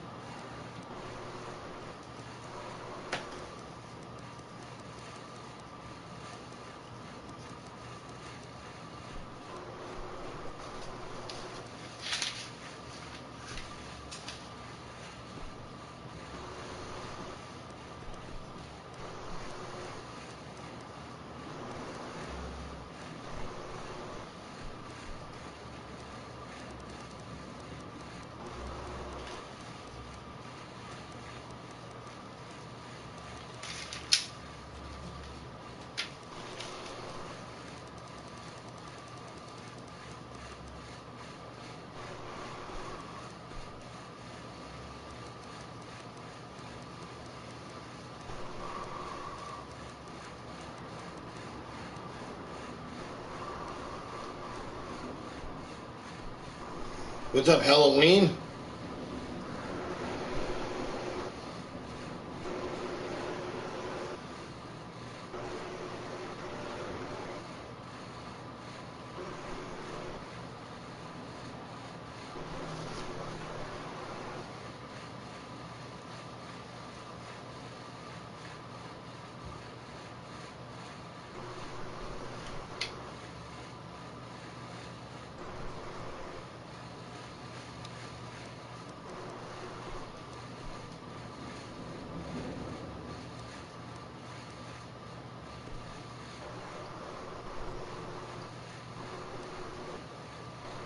Shit, same old shit, different toilet.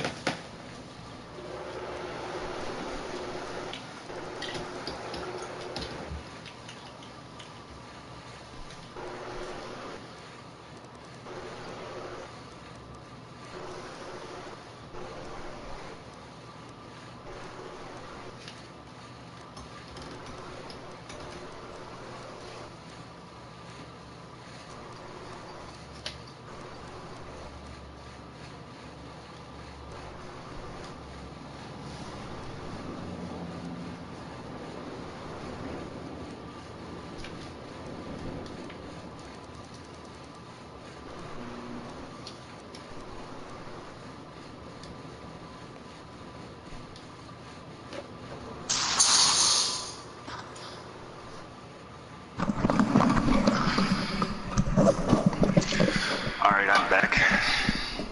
Plop. Let me tell you what I was working on that I'm gonna have to quit. But what I was doing is making aprons and a canvas for an arena that I'm going to call, it's a one-shot pay-per-view, maybe constant thing, but it's going to be called the Mpw World Tour, which takes place outside of the U.S. Ooh.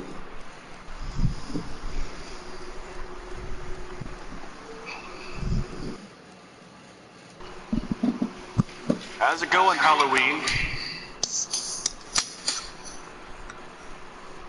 Alright, ladies and gentlemen, here we go. The second half of this show.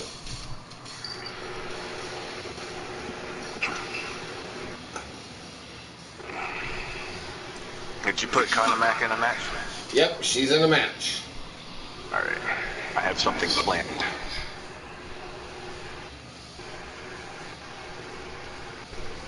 I hear Conrad is recovering nicely in the hospital. After a stint of oxygen, and he has been released.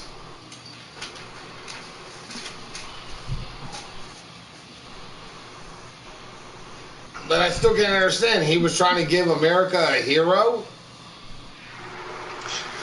He was trying to make Bob the hero that he wanted to be, or give America a hero of MPW. I don't understand these intentions of his.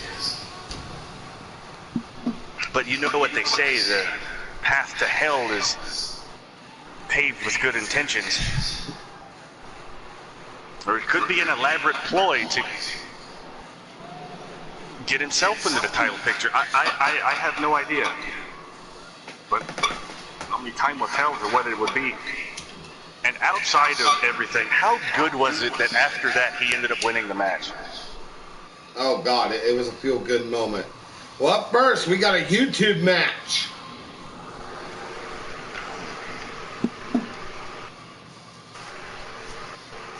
Who, I forgot who beat me for it. Tom Doyle. Tom Doyle, the dirty bastard from SOS. He's going to be taking on 3 men. Well, he is the workhorse of SOS. Well, he's got to take on one half of the tag team champions, Jefferson Davis Lee. He's got to take on Aldo Andrus, and he's got to take on Sushi-san. A former world champion. 2 of them are former world champions. JD Lee is one too. That he is. Aldo sporting new gear? Aldo, this is his second attire. I designed this one. Oh. There's, Aldo has been created by our very own female Goku here. It was a double collaboration.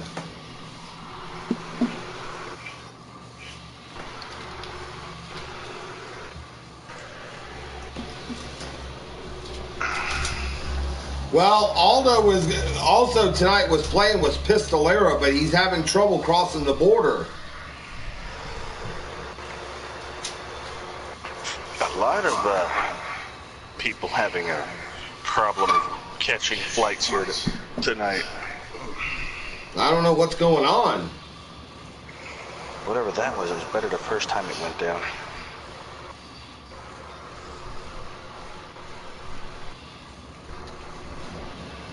Here we go. More action. We're kicking things off with a YouTube Falls Count Anywhere Fatal 4-Way match.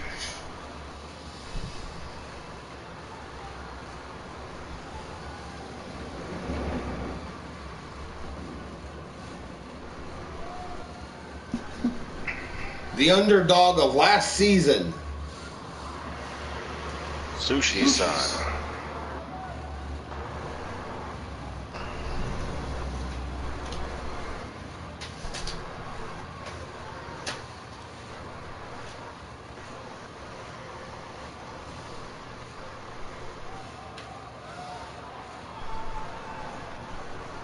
he beat PDQ for that world title.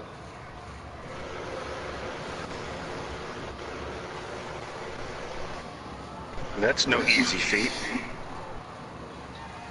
And you gotta remember, PDQ was the inaugural champion.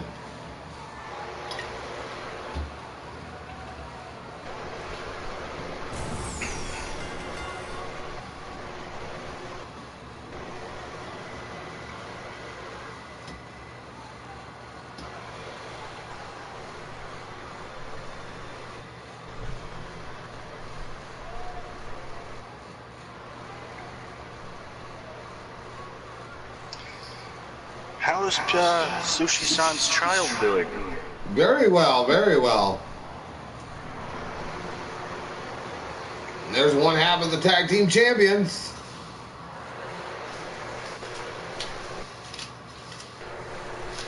Partnered up with the returning Leo Wheeler.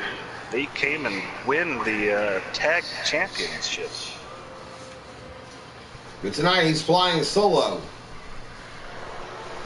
Hoping to gain singles gold tonight. Motherfucker.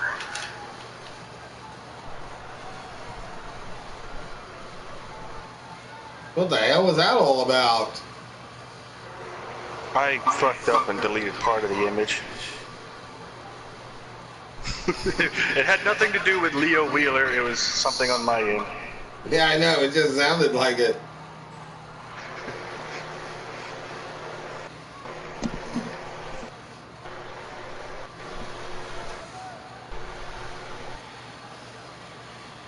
And here comes Aldo.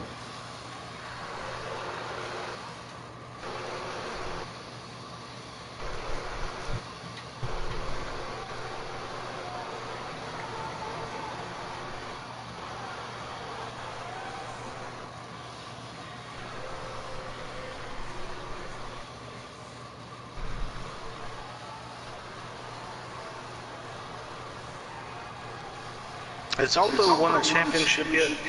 No. Tonight Aldo may be has his come night. very close.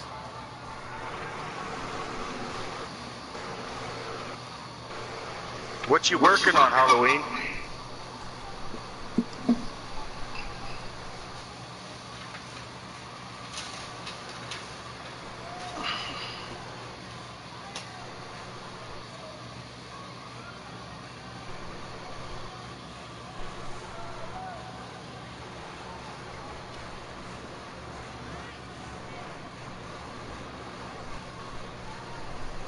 God, I wish I knew how to use fucking Photoshop.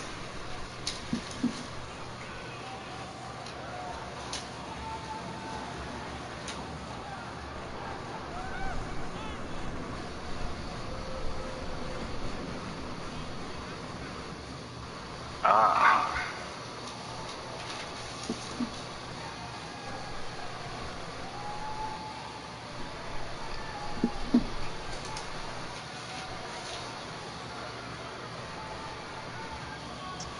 To tell you about the World Tour arena I'm making, or the pay-per-view, whatever you would like it to be, the concept of it is a Royal Rumble type matchup. Okay. And anybody that's outside of the U.S. can enter.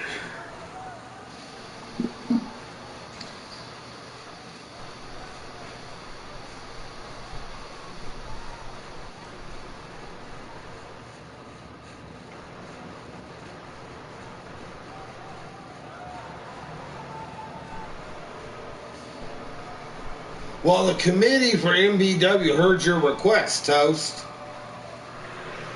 Yep. Dangerous Valentine is here tonight. Oh? And he is going to fight BBD.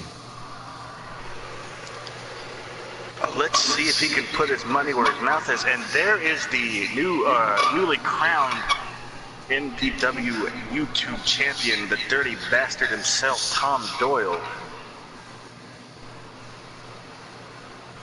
How brutal is Tom Doyle?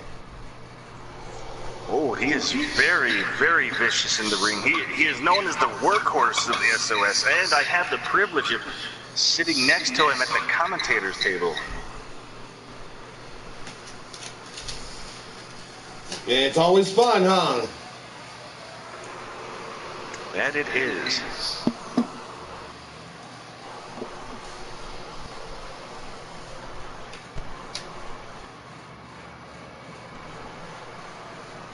But winning that YouTube belt makes him a wanted man. Well, anytime you have a title on you, there's a big target on the back.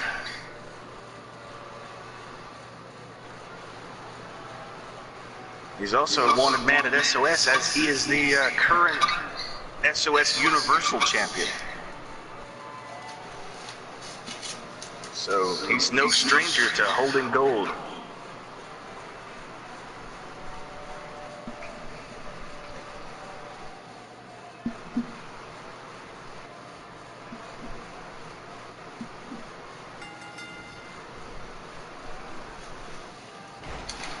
Two former world champions in this match. Mm-hmm.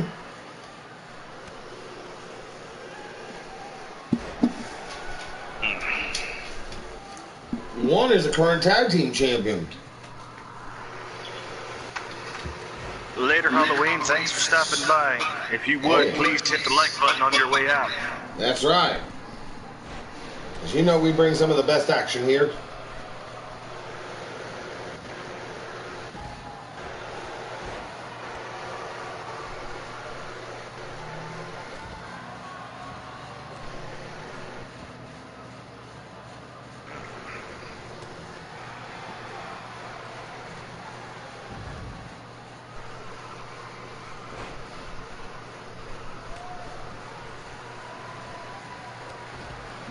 Well, I'm going to put this aside for now and focus on the match at hand. What?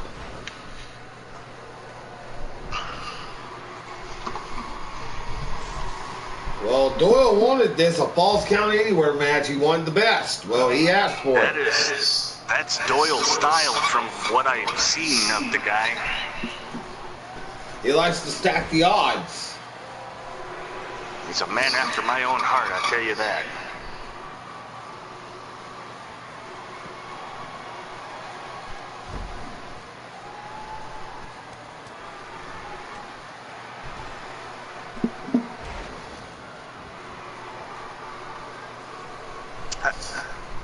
To plug the SOS show, I still can't get over that. After 7 matches, there were 7 new champions. I know.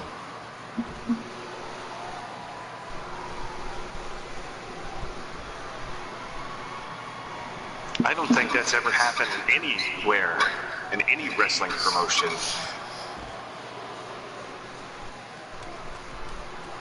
And Aldo, I believe, has been busted open by a super kick from Sushi-san.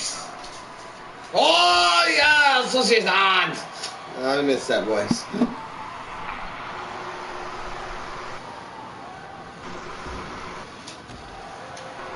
He's got that butterfly tempura.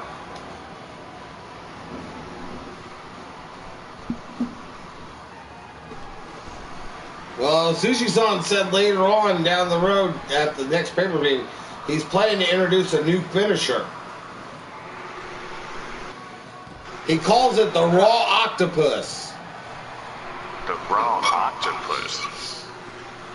Well, putting 2 and 2 together using deductive reasoning, I would stand to believe that this could be a version of the Octopus Stretch. Mm-hmm. And Tom Doyle's still champion. Tom Doyle racking up wins here.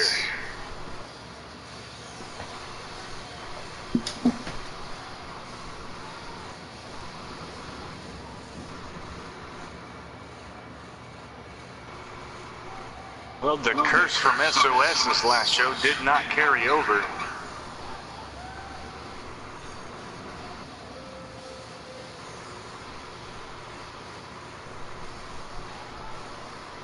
And he pinned a former world champion to boot.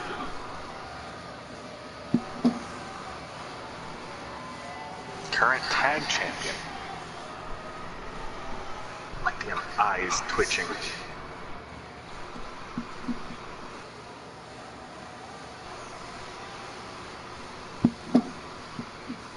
Tom Doyle wearing the gold proudly as he seems to do, and everywhere he goes, he's taken to call himself a title hunter. Well, up next, somebody put their money where their mouth is. Dangerous Valentine taking on Big Bad Demolisher.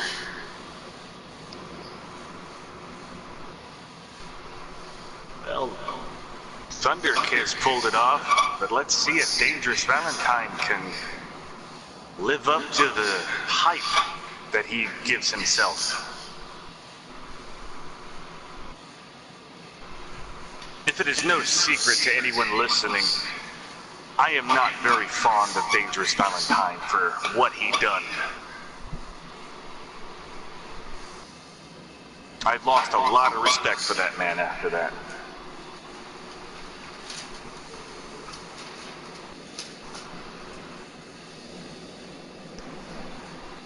Oh, that's true. For those who don't know, he turned on Thunder Kiss.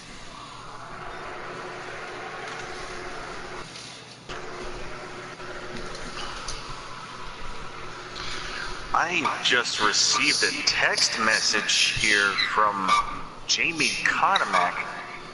Oh, yeah?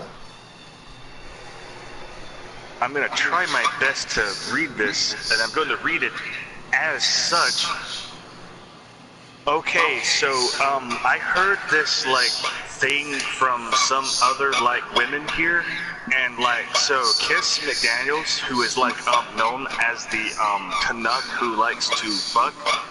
Well, she has the herpes and crabs and shit, or some other yeah. So I'd stay away from that skank, and it's not gossip because it's totally true. God damn. Ooh, if Kiss heard that, holy shit.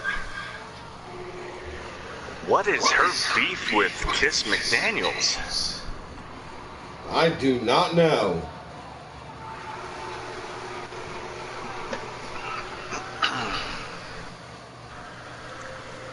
Well, I know Conomack's got a match tonight with Blue Melanie, but I can only imagine what she has to say about Blue Melanie.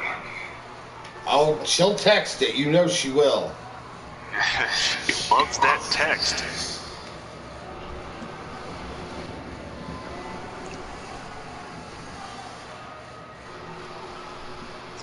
Dangerous Valentine not looking intimidated at all.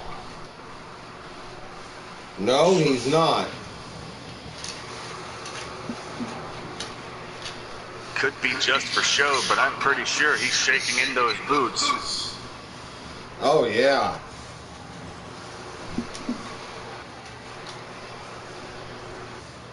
If I'm not mistaken, there is a slight bulge on the backside of his tights. Maybe Bob's been around.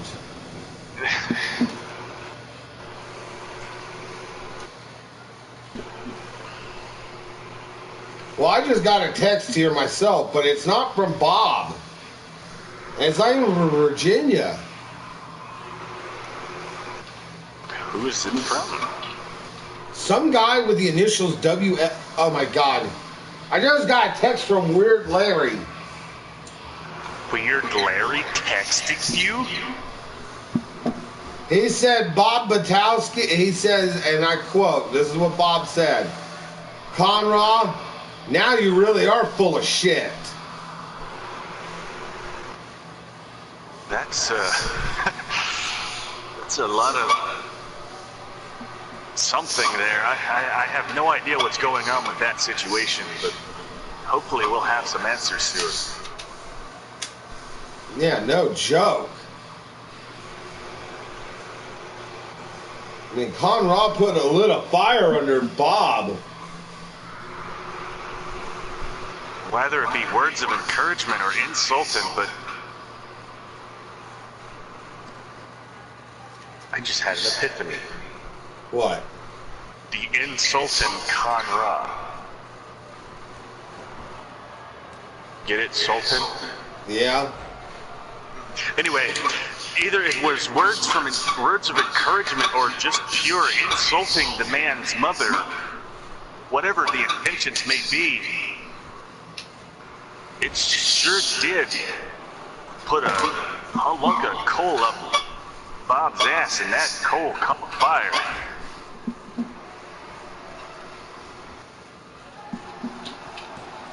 You gotta believe that Big Bad Demolisher is reveling having such an opponent as Dangerous Valentine after losing. I know.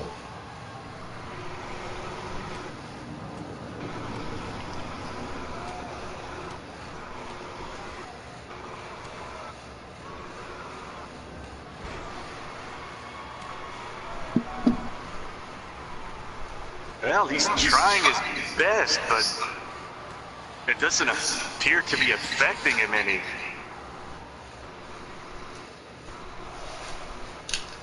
I mean, they're probably, those punches are bouncing off of him like flies, but a good shot there knocks him to the floor, and the big man goes down. Hey, I got a question. That Coke machine, it only takes dollar bills, right? Does it take fives? Shit. I thought it did. You want to find out? Go ahead. Holy shit. What? Big Bad Demolisher just back broke Dangerous Valentine against the post. Tried to bend him in half backwards.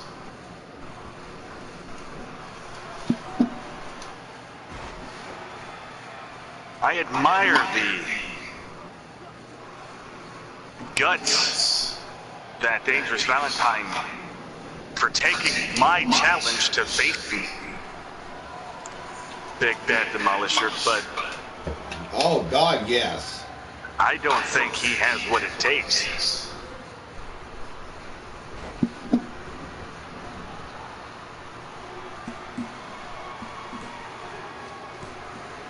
Oh, it's over. He couldn't quite pull it off, but I'll give him an A for effort on that. To actually stand in there with a man such as that deserves some sort of credit.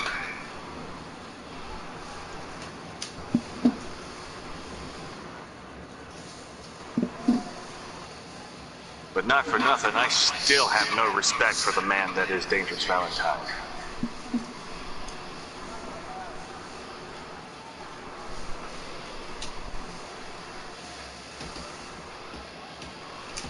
But look at Thunder Kiss, how he's been on a roll. Certainly a main eventer in the future, Thunder Kiss is. I hear we got words with Thunder Kiss from Slim Jim. Slim Jim, go ahead. Yes, Slim Jim here, and I'm standing next to Thunder Kiss. Dangerous Valentine accepted the challenge given out by commentator Toast. He came up quite short, but he gave a valiant effort. What are your thoughts on this? Well, brother, there's only one thing I gotta say about it. Ha, ha, ha. Turnabout is fair play, brother.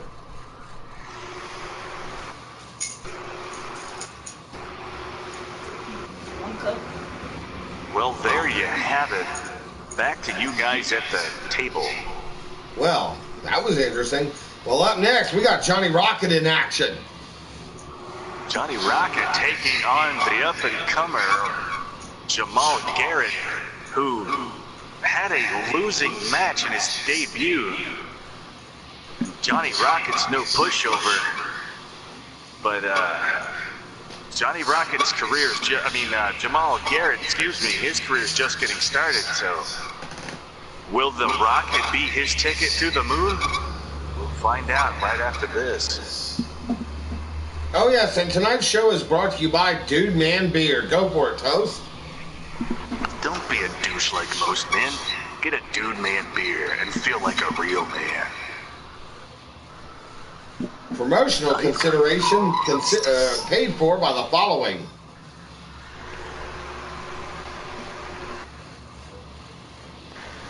God, these cigarettes suck. I need a good one. You know, one with 15% more tobacco or whatever. Man, I got you covered. Come on down over here, and I'll show you something. Right here in my hand is the niggerette. It has 15% more menthol flavor, and it burns twice as long. Get yourself a niggerette. Well, let me try one, Mr. Johnson. Well, here you go, man. Hey, I just had a hot night of sex, and there's nothing better after a hot night of sex than smoking me a niggerette. Exactly.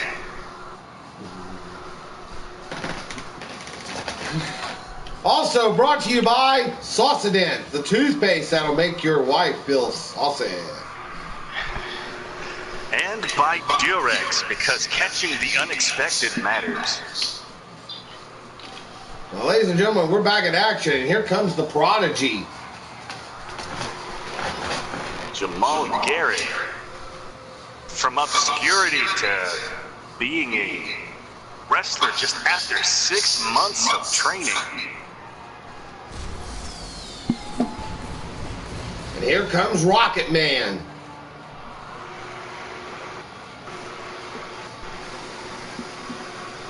Johnny Rocket, a former Dynamite Division champion. He held that title with pride.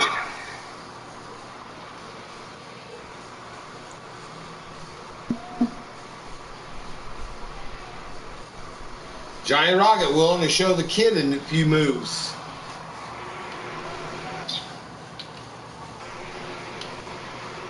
I know nothing of Johnny Rocket's career prior to MPW, but I do know that he was trained and scouted by Can of Wonder.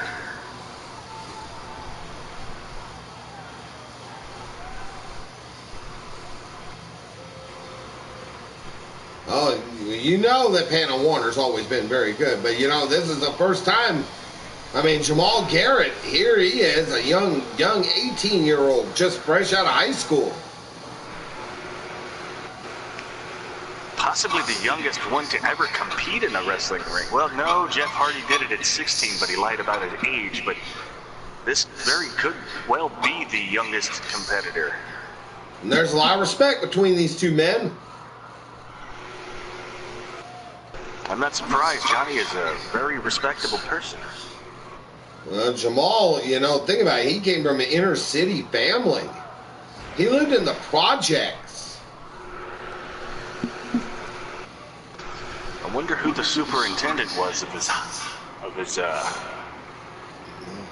apartment complex. A little nod to Martin Lawrence. Well, he's always, I mean... No, Eddie Murphy, I'm sorry. Well, you know, I mean, ever since PDQ scouted this kid, he turned down a scholarship to college to wrestle. Well, you gotta question the thought process behind that, but if you're gonna get yourself out of obscurity and into the limelight, professional wrestling is where it's at. Especially with a young kid like this. I mean, you got to keep in mind, while he is young, he still is impressionable. Let's hope he falls into the right crowd here. Well, I know that he had 3 brothers, and all 3 of them are actually in prison right now for armed robbery.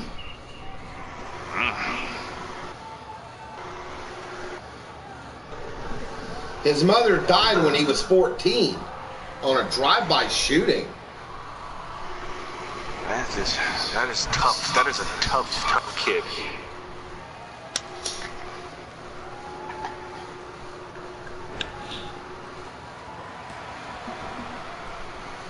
He was raised by his grandmother after it, and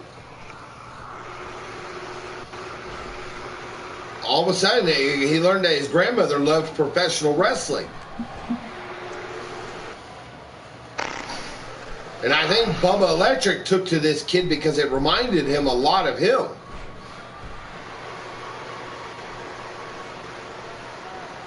In the pep talk that Leroy gave him after his match last time, he's got some guardian angels here.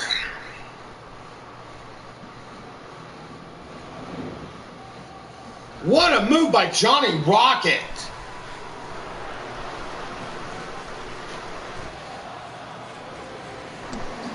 That is a wicked tornado DDT. Nice and cold. That was nice and cold. Yeah.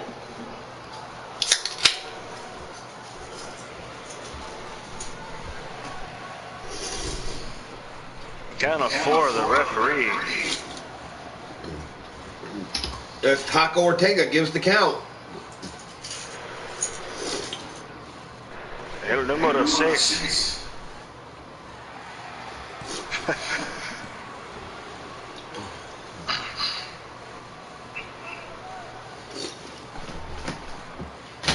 Johnny going for a pin attempt. Well, I just heard next week Jamal Garrett will be in action once again. He's trying to get dates.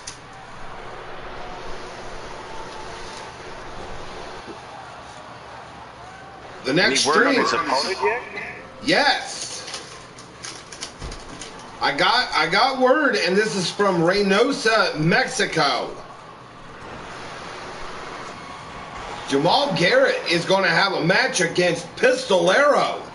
Oh.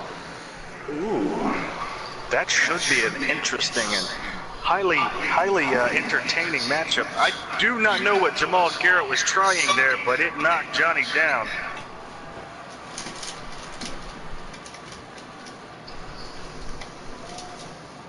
Only a 1 count.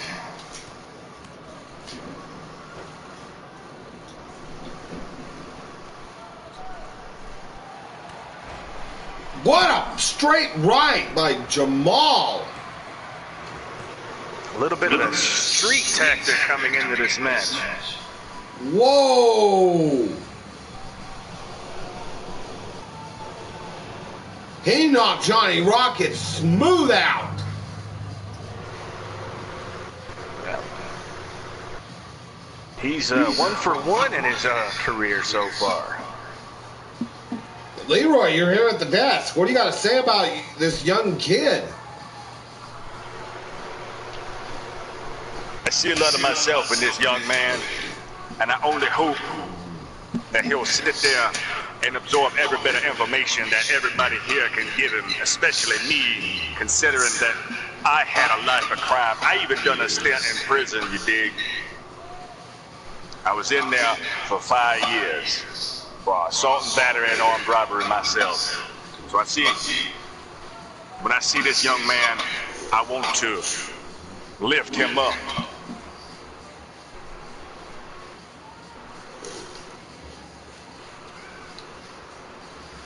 The hell, I mean, watch this. That's got to be. If he's not missing a tooth after that, I don't know.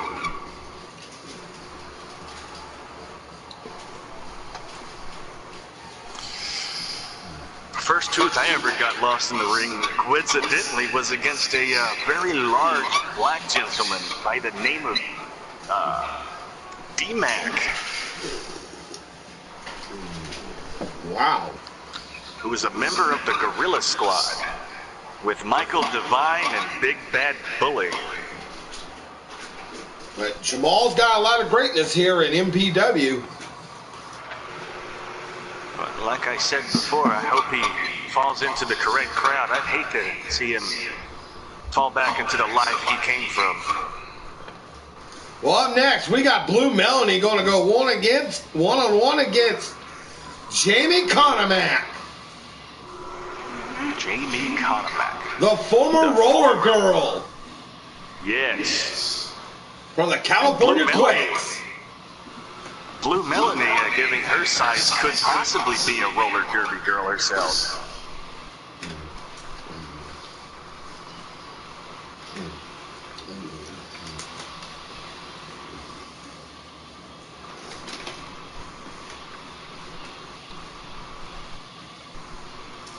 Well, I just got word from Blue Melanie.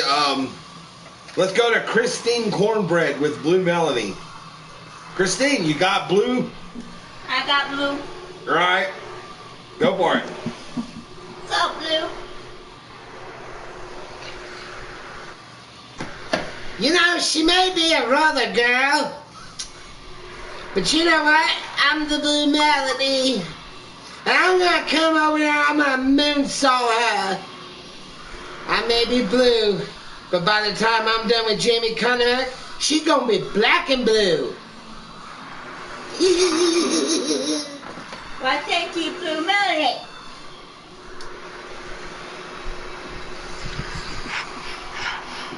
I don't know why, but that sounded like a really old woman.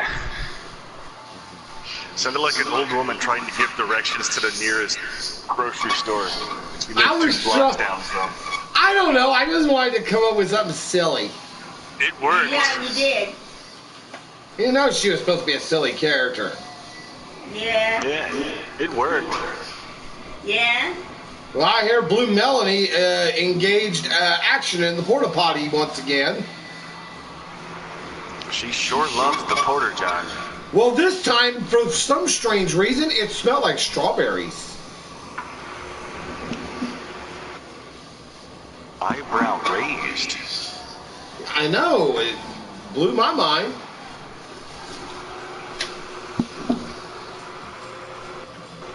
The only one that I know of that smells like strawberries is my strawberry baby cake, Strawberry Suki. Well, you gotta remember, they did travel the road together here recently, Melanie and Suki.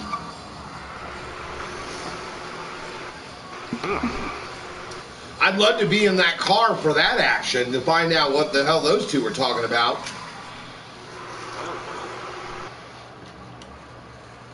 Well, you got one girl who can't stop shitting and the other one who can't stop bleeding. And here comes Jamie Conomack. Such disdain she has for Kiss McDaniels in that text she sent earlier. I mean, she's going back to her roller derby days and putting promos out. Oh yeah. Such a ditzy girl she is too. Wonder what goes on inside that head of hers. I don't know. You also got to look at this, you know, if you're a former roller girl, I mean, you have to be tough to do that, so Well, yeah. the transition to wrestling shouldn't be much different. Just no wheels. Exactly.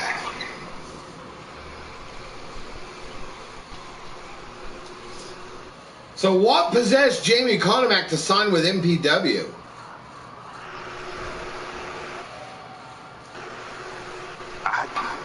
As far as I can tell is,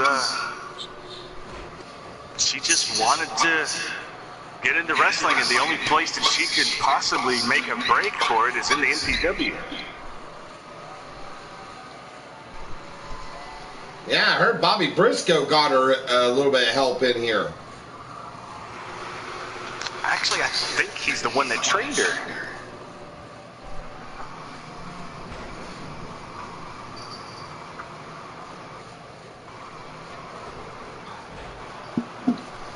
she's going against somebody like the Blue Melanie. I mean, Blue Melanie was letting out farts left and right over there. It's amazing. Conamac even stood up. She must have had a favorite meal, tacos. Tacos. well, here's the irony. Blue Melanie is actually currently dating Taco Ortega. So far, he's been an unbiased rep. But if you got your own girlfriend in there.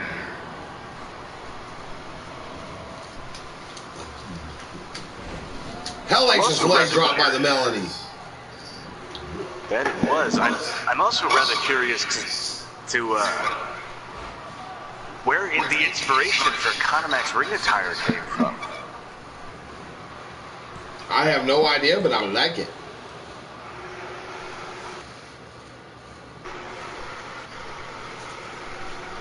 Well, she's a former California Quake, but after that moonsault, it's quaking in the ring tonight. Damn, shades of Randy Savage.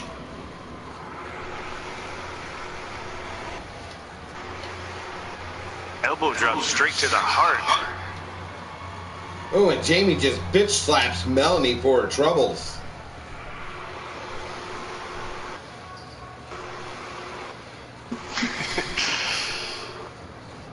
She might not look like it, but Jamie is one tough lady.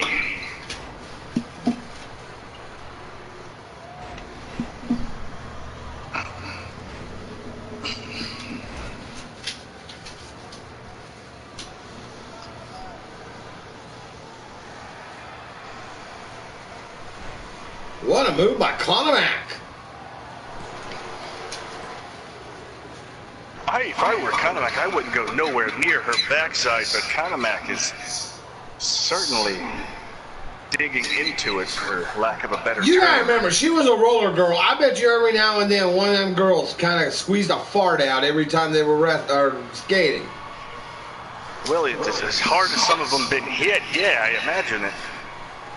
Maybe that's why Jamie's so used to it. Very, very astute observation.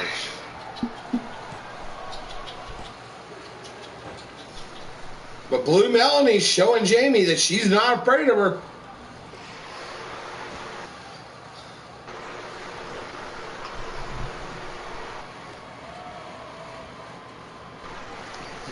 That move she pulled up, I believe she calls it the pigtail rider. Nice name. God, Conamac got air and nobody was home. Well, there's that ditzy personality kicking in. Uh-oh, Jamie's about to feel blue.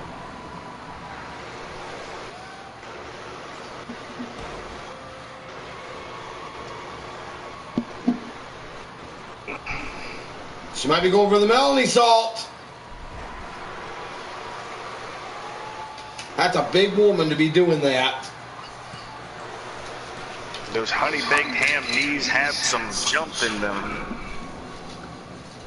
Well, you gotta remember, Blue Melanie was trained by her master and teacher, the Blue Meanie.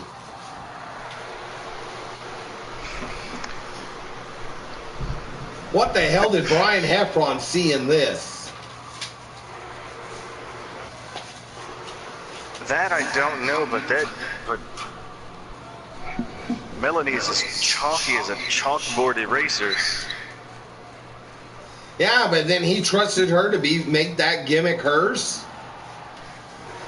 She's carrying it with pride.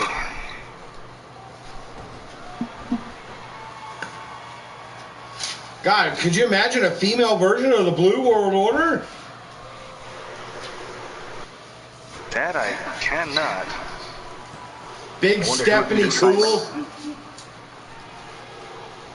The Big Stephanie Cool, the Blue Melanie. What would be Nova? I have no idea. Nova, of course, was Simon Dean, which I thought was rather funny.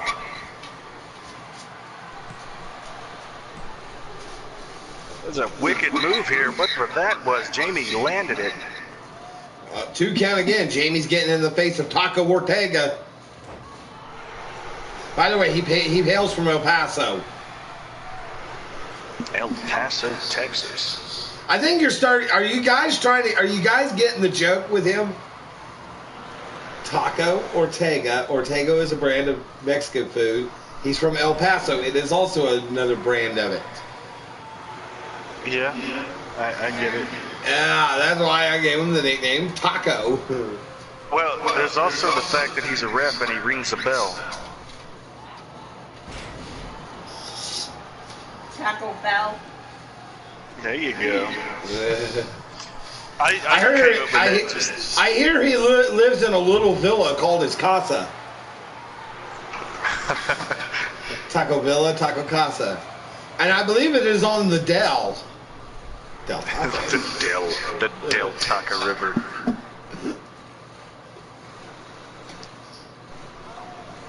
Jamie kicks out of the Melanie sauce. Melanie taking a breather here. Oh, God, she didn't. That had to be pretty loud if the mics over here could pick it up. Jesus Christ. Jesus, right. What? Oh! Jamie Conomac, where did that come from? It's a nice reversal. I don't think I've ever seen anybody reverse that.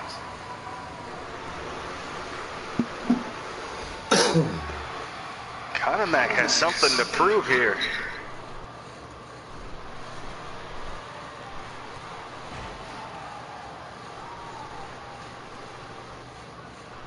This former California Quake is doing something.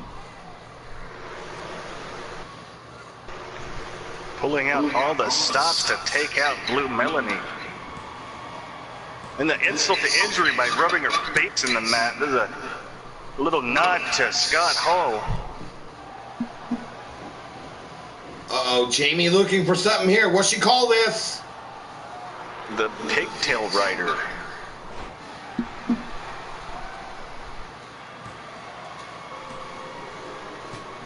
And it's over.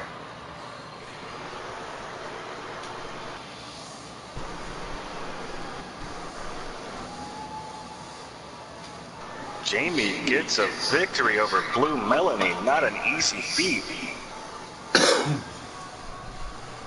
Uh-oh.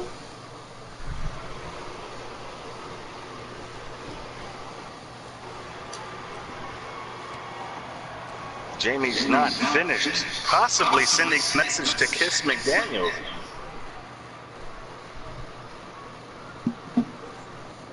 I still don't understand quite the reason why she doesn't like Kiss, but Well, up next, we got another debut coming out of the Dynamite Dojo.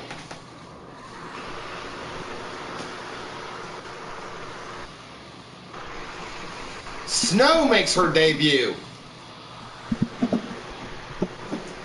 Snow, who is the half-sister of Viper, will be going one-on-one with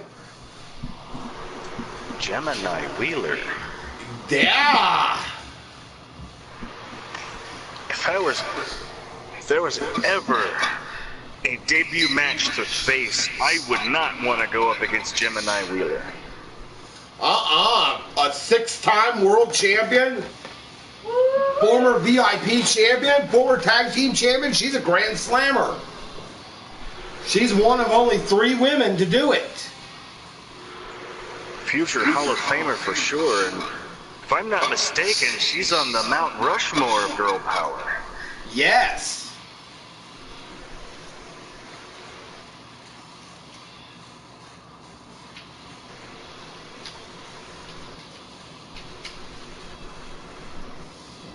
What if Snow can beat Gemini Wheeler? What will that do for her career? Yeah, really. That was certainly skyrocket to the moon.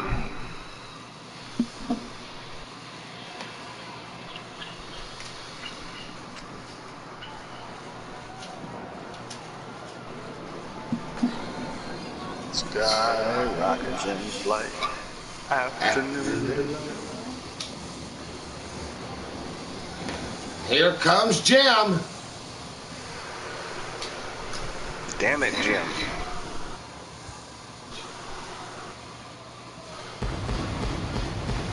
Well, here as of late, Gemini's been a little bit busy, or busy schedule. Gemini recently took a trip to Minnesota with her current main squeeze, PDQ.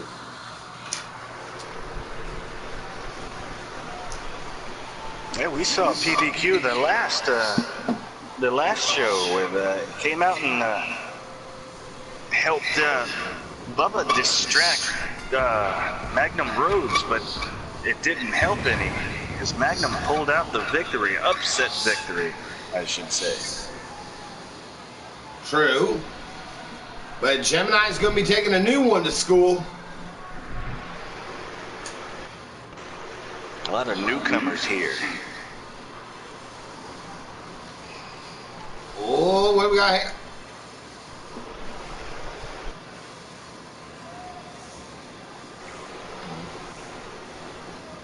Wow!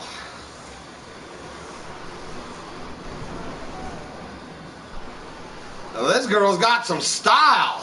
Leroy, you getting this? Hell yeah. What's your thoughts on this there, Leroy? Man, back in my day in New York, there's only one woman pimp that I ever knew in my life, and the only reason she was a pimp because the woman had scar tissue from her head to her toe, and this woman looks nothing like her. I figured you'd like this one. You damn skippy hippie.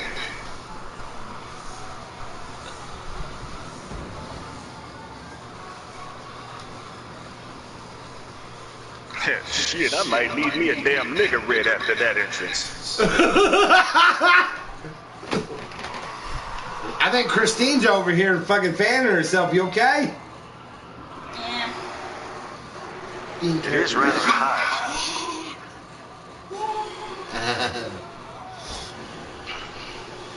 All right, are we judging a wrestling match or who's got the better looking booty?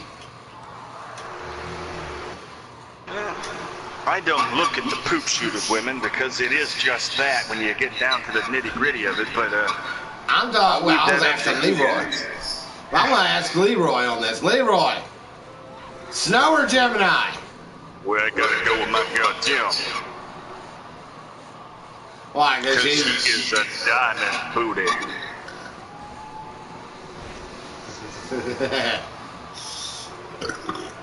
She looks like she's toned her butt as of late.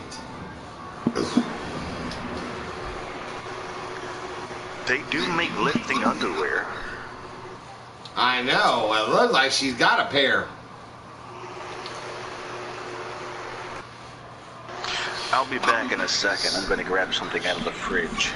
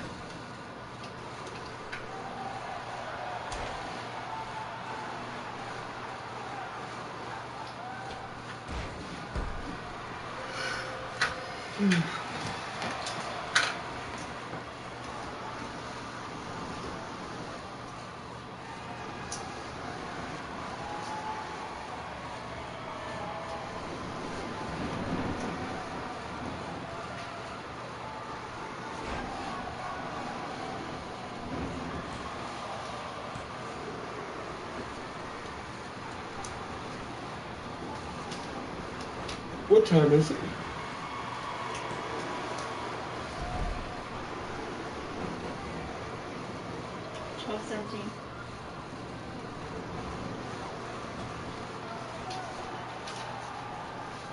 Remember, I got to be up at 3 o'clock.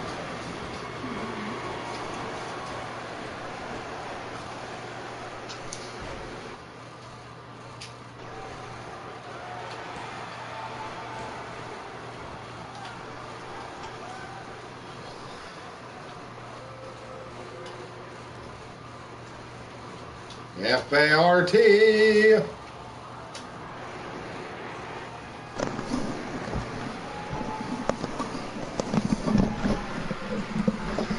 Alright, I'm back. My mouth and throat were getting really cotton-mouthed. Well,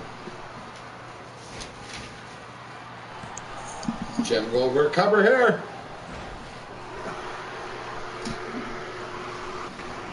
Back and forth they go.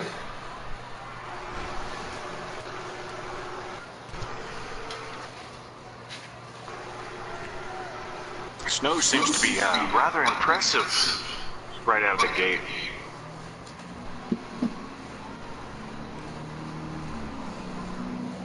And stop to the face with those heels, that cannot feel good.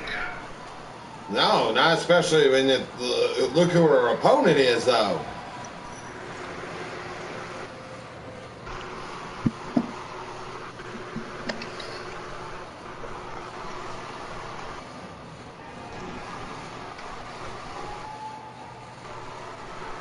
It is hot in my room, and you know what I'm gonna say?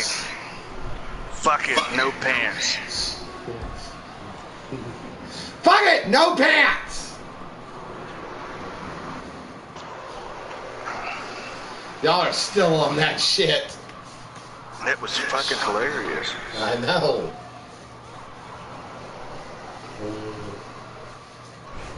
We'll do it live!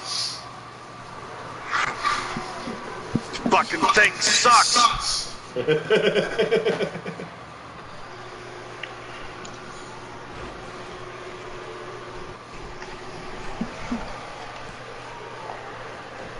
Jem kicked out. I'm seeing an impressive repertoire of moves from Snow. Any word on who trained her? Yeah, she came out of the Dynamite Dojo. Who's the head trainer over there? A former MPW guy. He retired. He was once known as Dynamite 9000.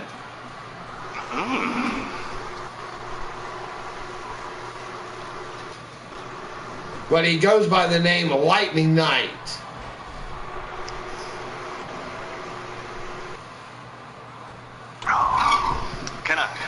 Kind of weird how I come across the Dynamite Division title and you got that.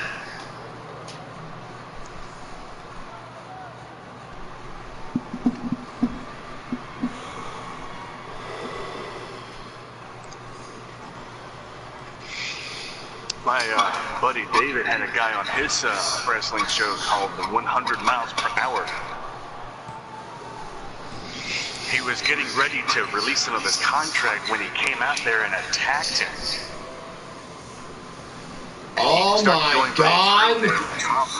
And Snow just picked up the victory, an impressive victory, upset victory at that.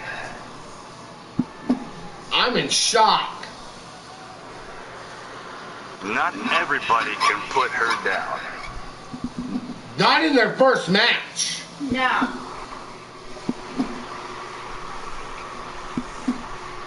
Get the Grand Slammer, as a matter of fact. And Jim and I doing the favors for Snow.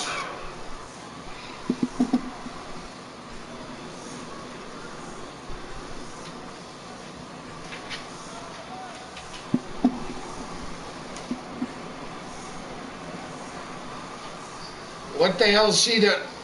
Wait a minute. Hey! Leroy! God damn. I got my eye on that blind bitch. In the words of Jerry the King Lawler, puppies! Up next, we got a world title match. Are you ready for this?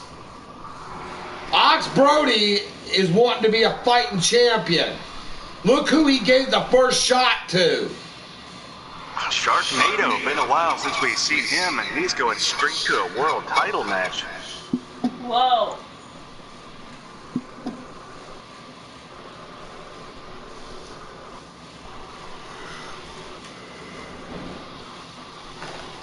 Because we might think Ox Brody may be the guy, huh?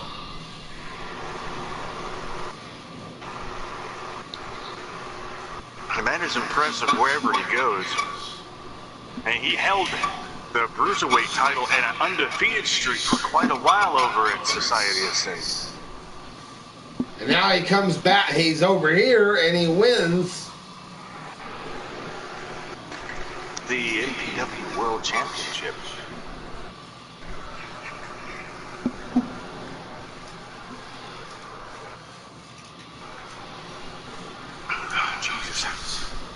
Well, Sharknado has not been seen in a while. Ox said he'll take on all comers. I guess Sharknado was the first one to walk up to him. What do you think that would do to Sharknado?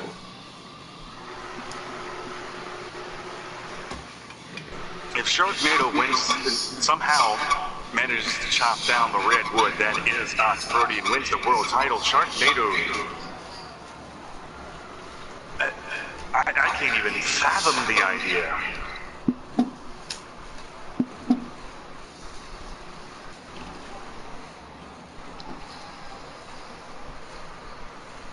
But I do know I need a fucking air conditioner because it's goddamn hot here. Well, I just got word that I got a text from Kiss McDaniels. You ready? Imagine what this is. Kiss has 3 letters, or she's got 4 letters for Jamie Conomac. Are you ready? I'm down and listening. KTFO. KTFO. I'm Wait a not minute. that, I think Miss Cornbread over here knows what it is. Knock the fuck out. oh.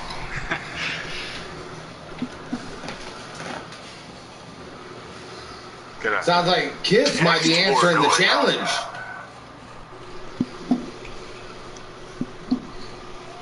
Certainly seems that way. And here comes the world champion.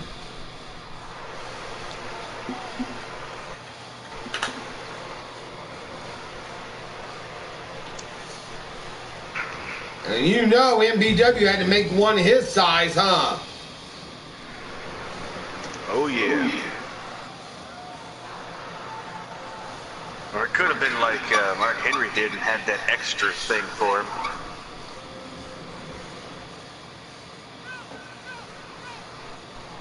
There's not an ass in the seat right now.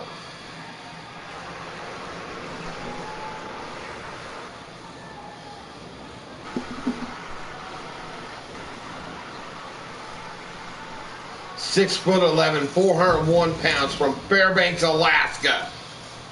And now the new world heavyweight champion. The title isn't even connected in the back. I can't even. Some kind of magic magnet or something holding it on.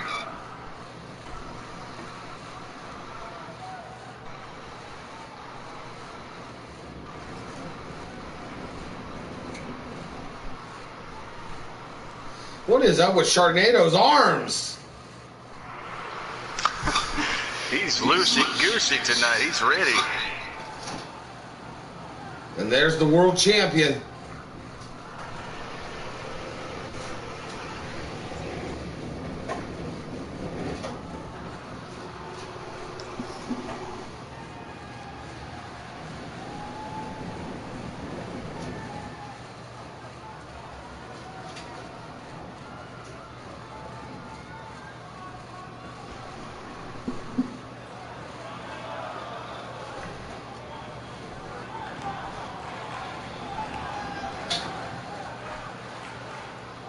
Hang on, Toast. I'll get back in there. You just kicked me out.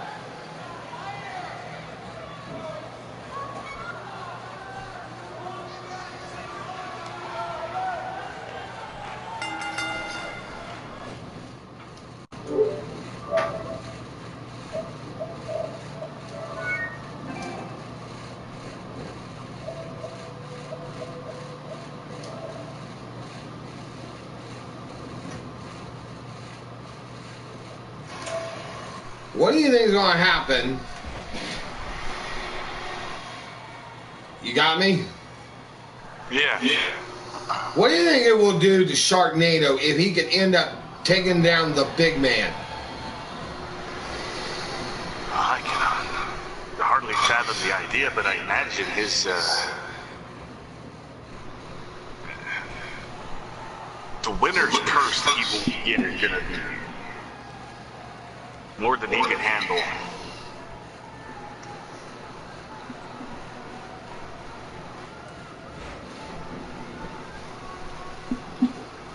You know, let's not forget a few months ago, Ox Brody came from relative obscurity.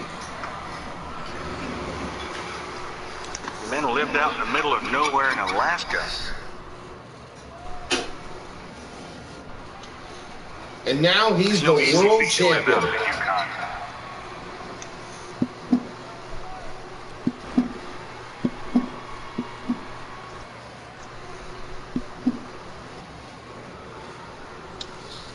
Fun fact about me, I would love to go to Alaska. It's too damn hot here in the south.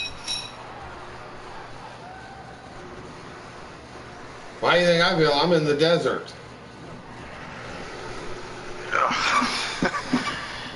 At least it's cold in the desert.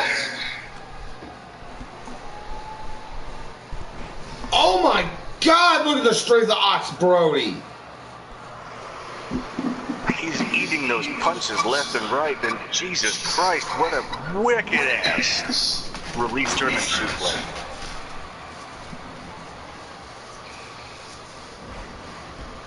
God damn it, acid reflux.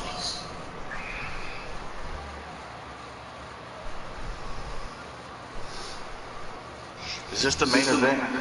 It's a co-main event. There's two main events. I got you. So there's one more after this one. Yep. And I just got word that it's going to be signed for Saturday Night Rave. Jamie Conemack versus Kiss McDaniels. Oh my.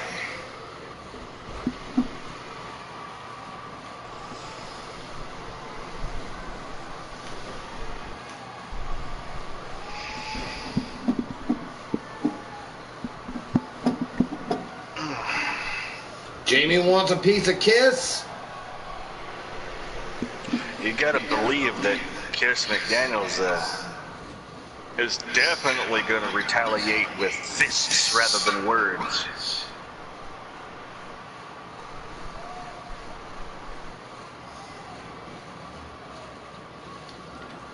Well, any minute now, probably Jamie will text you.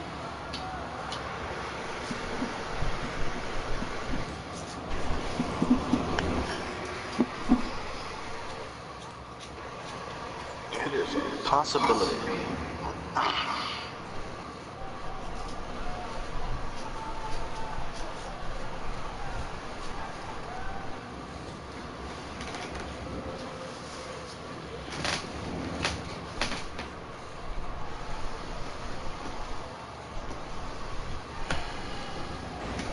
I mean, Ox Birdie is a former Dynamite Division champion, the largest Dynamite Division champion ever.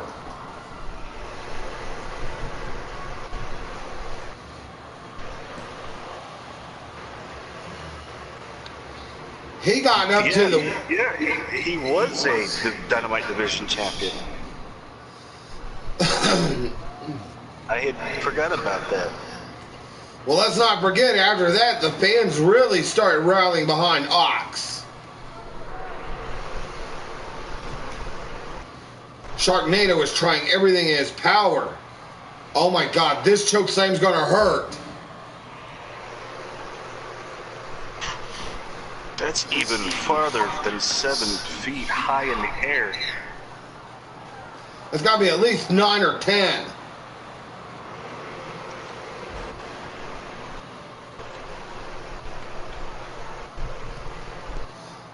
You know he's looking for that Alaskan bear trap.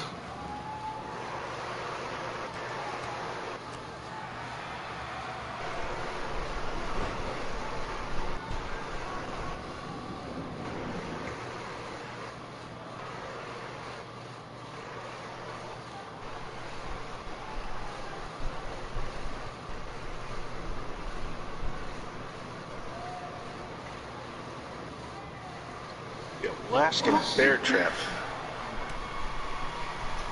I'm currently typing at the moment, sorry for my silence.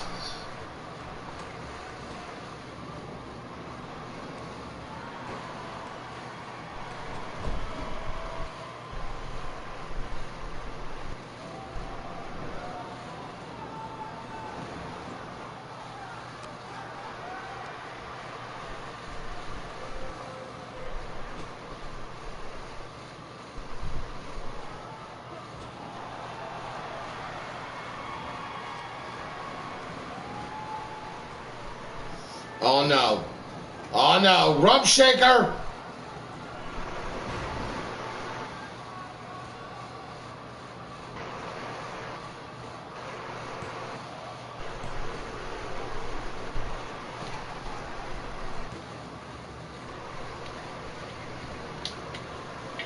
Sharknado kicked out of the rump shaker.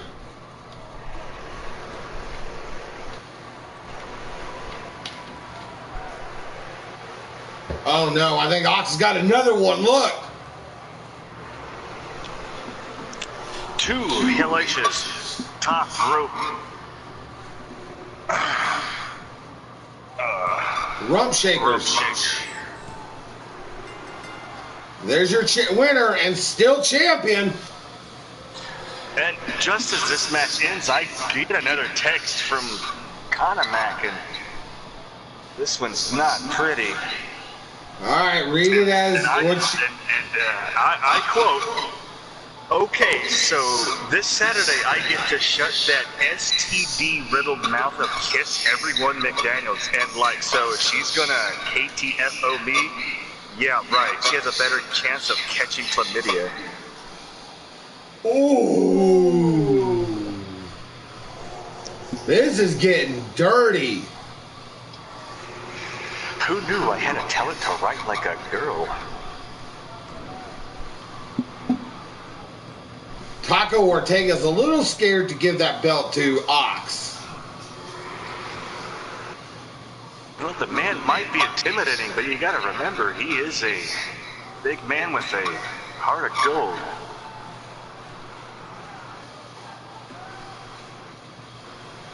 And how much do these fans love Ox? I would like to say as much as he loves Amber Cassidy. And their dating's getting serious from what I hear. Oh? No details yet, but I've heard. And now we're to the main event. You might want to see this. Society of Sin's Mother Russia is going against MPW's Night Mother Reaper. I just got a follow-up text from Jamie, and it says, and it's totally not gossip, because it's like totally true. Oh, God.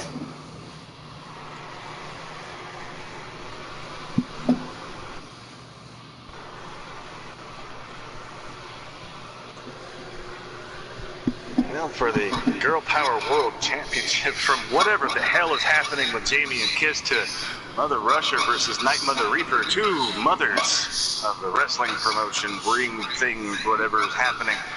I am at a loss for words. I am confused and all over the place with these words that I have conveyed, and I can only imagine the outcome that Jamie is going to get. I was always told at a young age, keep your words soft and sweet because you may have to eat them later, but Jamie is just throwing that to the wind, and she's not shooting blanks, I'll tell you that. I just got a text from Kiss McDaniels. Oh my God. Oh God, this is gross. Now, folks, I'm going to have to describe exactly what I'm seeing. I am showing a picture of a turd in the toilet with Jamie Connemec's face imposed on it. That's disgusting.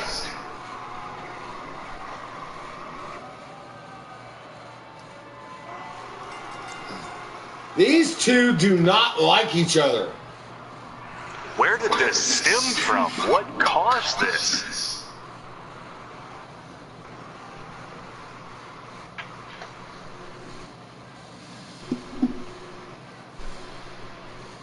Well, here comes Mother Russia. The mother of Society of Sin.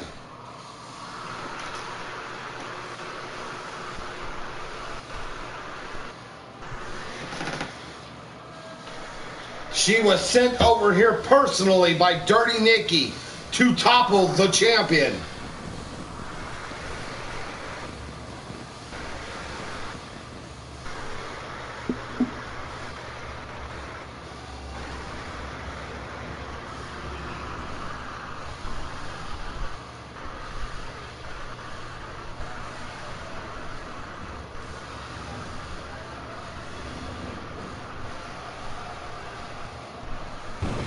Well, if anybody has a chance to do so, I believe Mother Russia could pull it off. Oh, yeah.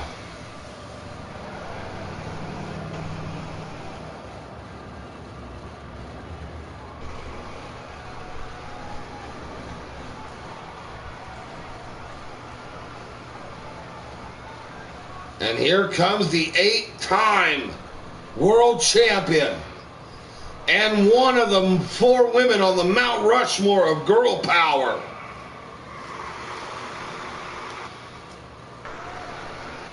Ladies and gentlemen, I'm talking about none other than Night Mother Reaper.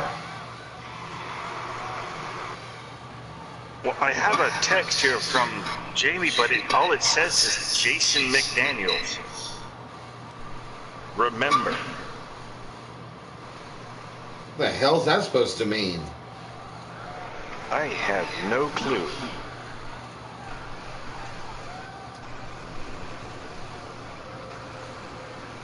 What does Jamie Connemec know?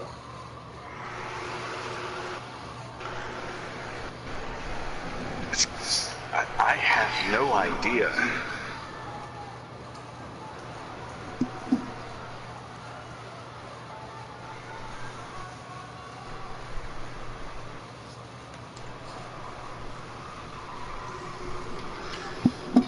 Well, the only reference I'm pulling up off of Jason McDaniels is he was a roller derby man himself for the Hot Dice. Okay. What became of him? There's no correlation to...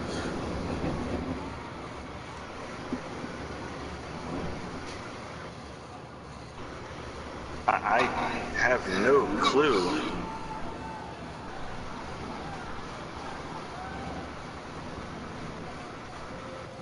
I'm not finding anything other than his name and the Hot Dice haven't been around in almost 30 years. Wait a minute, that was a part of Roller Jam too, was it not? Yes, it was.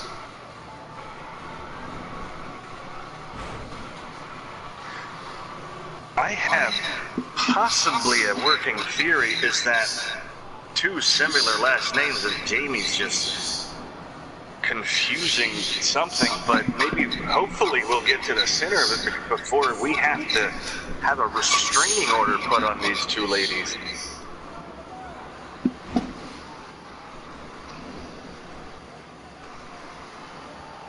I just got a text from Kiss.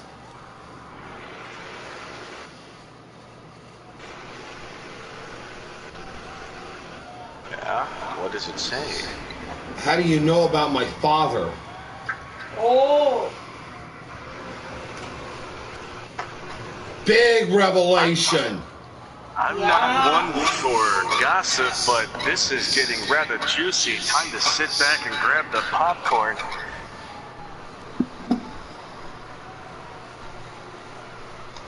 Kiss McDaniel's father was in Roller Jam?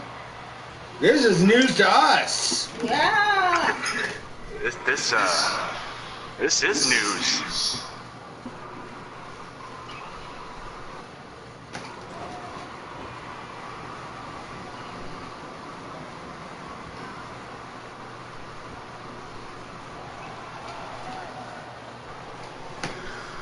Another text from Kiss. I'm actually excited.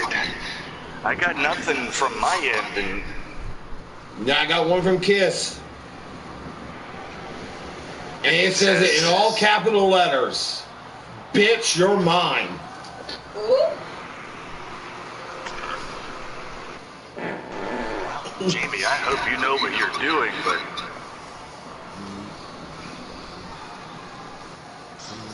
And who gave Blue Melanie a live mic? I hope to God that was from the back, because if it was from the front, we need to burn that mic. God damn, I think somebody had a... Slim Jim, where's your mic?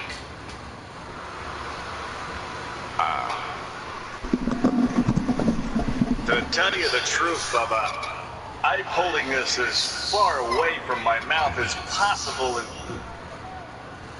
you can only imagine the smell that is radiating off this thing. I'm gonna have to throw it in the dumpster behind the house. I doubt the rats would go near it after this. Are you telling me that Blue Melanie stole your mic just to rip a fart in it? That is exactly what I'm saying. God, if Dirty Nikki was here, she'd be fining Blue Melanie for farting in a mic. Dirty Nikki was throwing out fines left and right. I wouldn't be surprised if she threw out a fine over here, and she doesn't even work here.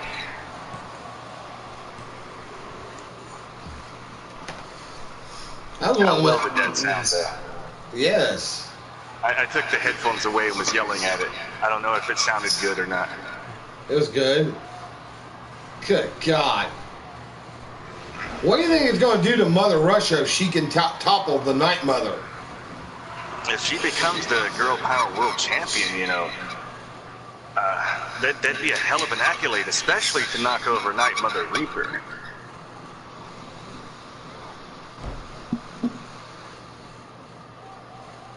I mean, Night Mother's like the Undertaker with this company. Oh, yeah. I'm still in shock at the exchange of words that has been happening between Jamie and McDaniels, and not to mention Conrad's whatever the hell he's doing to Bob. I have no clue. I mean, goddamn, we got a goddamn soap opera here, and one's involving a human ass.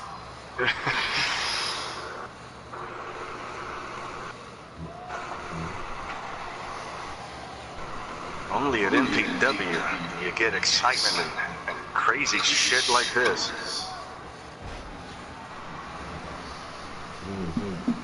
An illegal pin attempt by Mother Russia, but it did not matter.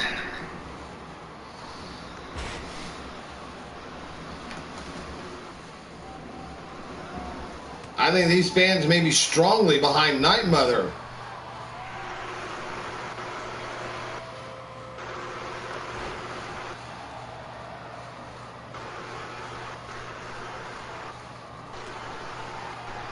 Wasn't Mother Russia a comic book character?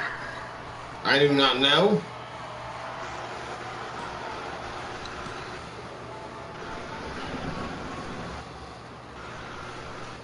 Well, Mother Russia just threw Night Mother right over her head with relative ease.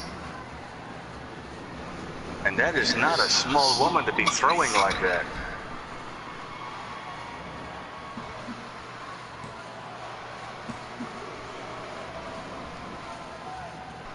How's it going, Isaac Beast? What's going on? I just got word in the back that people are trying to take a mic away from Blue Melanie again. Oh my God. Well, could we at least cut it from live speed? Oh God, she did it again. Oh no, not again.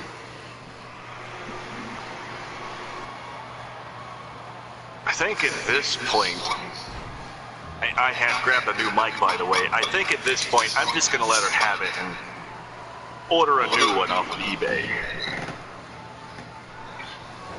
Yes, you should, That's up sir, to because this is the place where the crazy shit happens. And when I mean shit, I mean shit.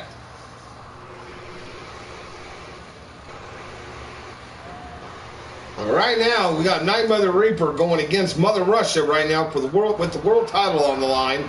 We got Blue Melanie backstage cutting farts on a live mic. We got a flame war on text between Kiss McDaniels and Jamie Conomac. And Christine Cornbread is over there picking her nose.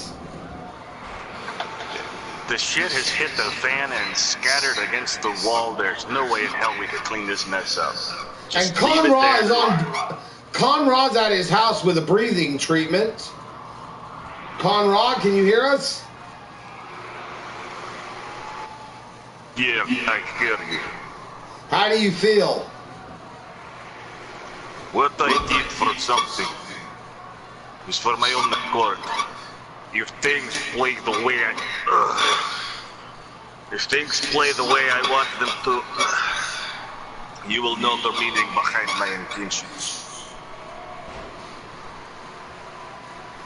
You had to literally take a butt shot from probably the stinkiest man in the history of MPW.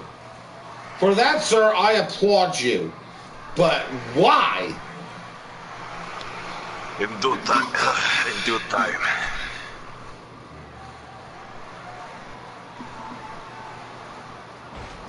But for now, I'll leave you with this. Bob can be much more than what's in the surface.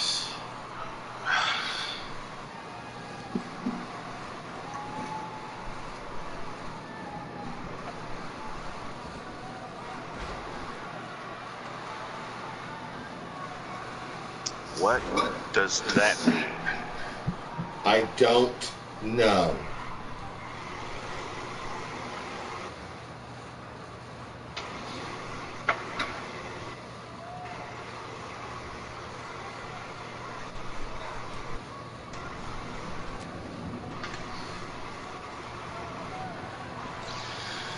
I don't know what's happening anymore. I don't know which way's up, left, down. I'm in the Wonka Vader right now. Well, we're seeing a hell of a match between Night Mother Reaper and Mother Russia. Back and forth they go. Not one has gained an inch on either one, but it's anybody's ball game at this point.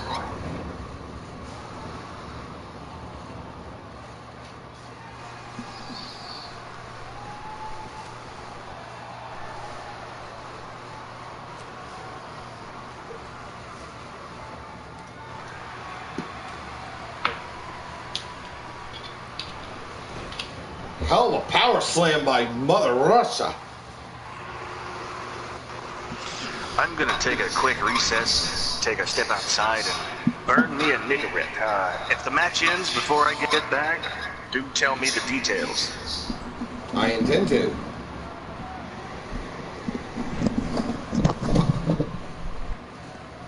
Going for the cover here.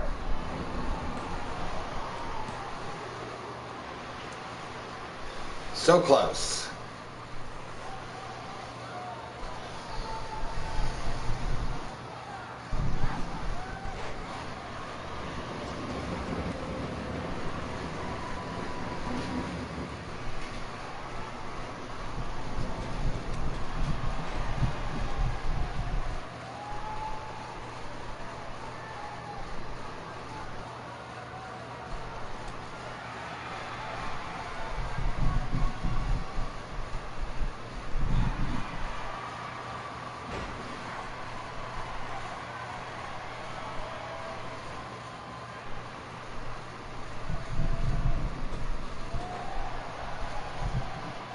Uh-oh, Taco Ortega's down.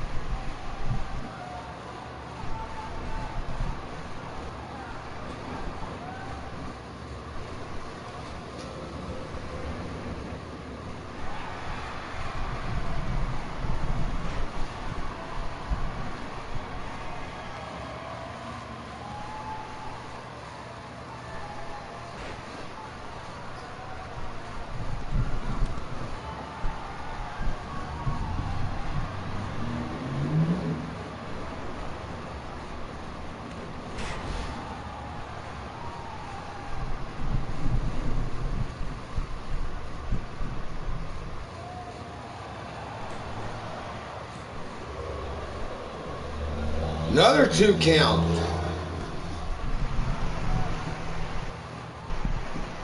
Nine Mother showing frustration.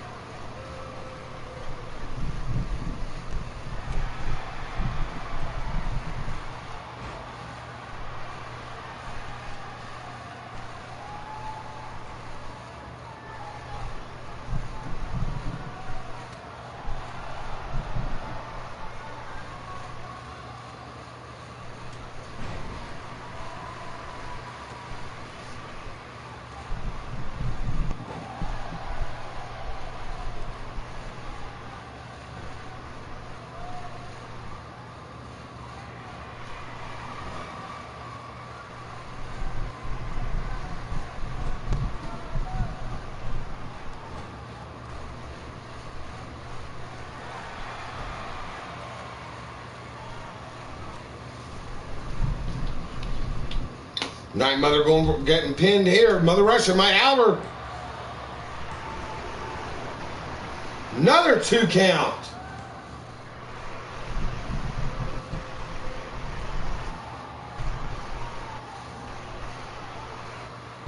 Neither one of these 2 women want to give an inch.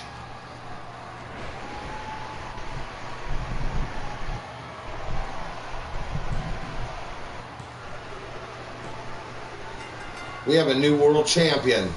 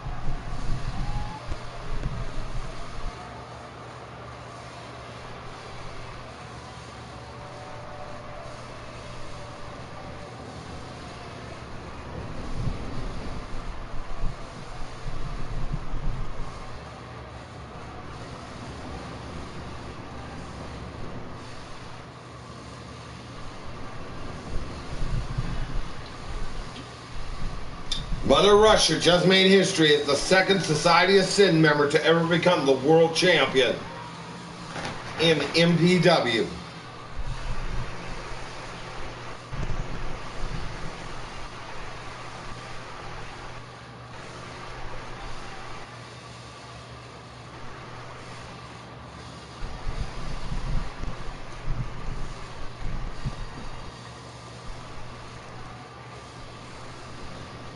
My God, what a hell of a night.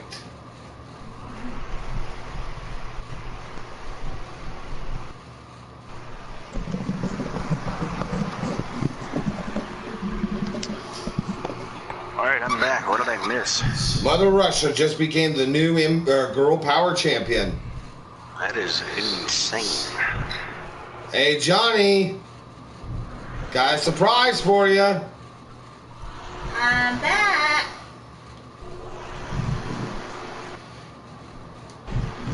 All right, let's check the boards.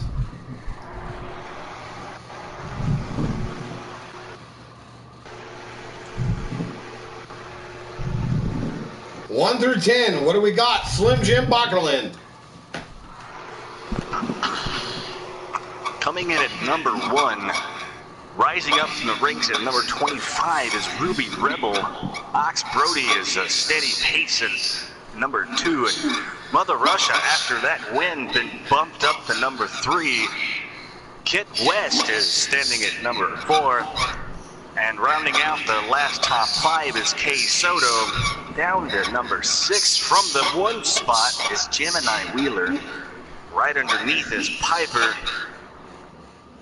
Dorothy Houston and Stella Houston are made a big leap in the rankings from 38 and 40 to 8 and 9 respectively. And at number 10, who dropped from the 4th spot, is Billy the Kid.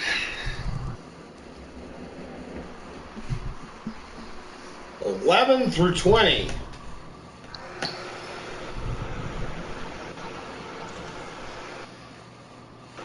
Coming out of number 8 spot is Kiss McDaniels, and Sushi-san coming in at number 11 from the 7th seed, and Tom Doyle at 13. Mr. Electric rising up from the 34th spot to the number 14th, and dropping from 9 to 15 is Sid Sadistic, and raising up from 50 to 16 is Blue Melody. Rising up from 29 to 17 is Rex Thunderberg. And from 11th to 18th is Kemi Electric. And from 37th to 19 is San. And 28 to 20 is Zeus. Last row, 21 through 30.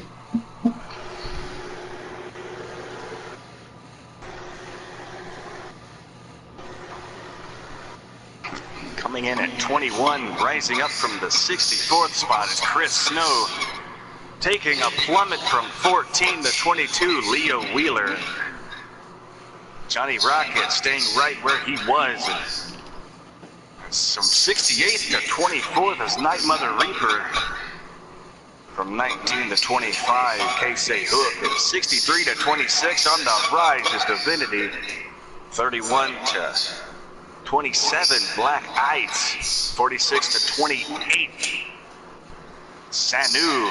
32 to 29, a little bit of a rise there is Coffee Black. And from 16 to 30, quite a dip, is Rick Anthony. Let me do, all right, we got from 31 to 40. We got Dragon Knight returning to the board. From 18 to 31, Betty Thompson with a small jump from 39 to 32.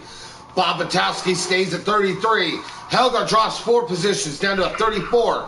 Amber Cassidy with a huge plummet at 35. Jefferson Davis Lee also plummeting off the board at 36.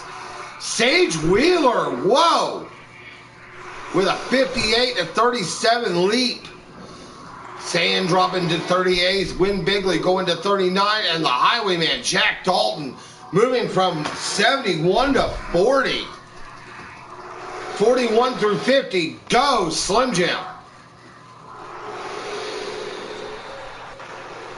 Plummeting from 26 to 41 is Bullet Adams, and Leroy staying in at 42, which happens to be his age, and a drop from 24 to 43. Rick Beatty, 51 to a rise of 44. Sharknado, that match put him up there.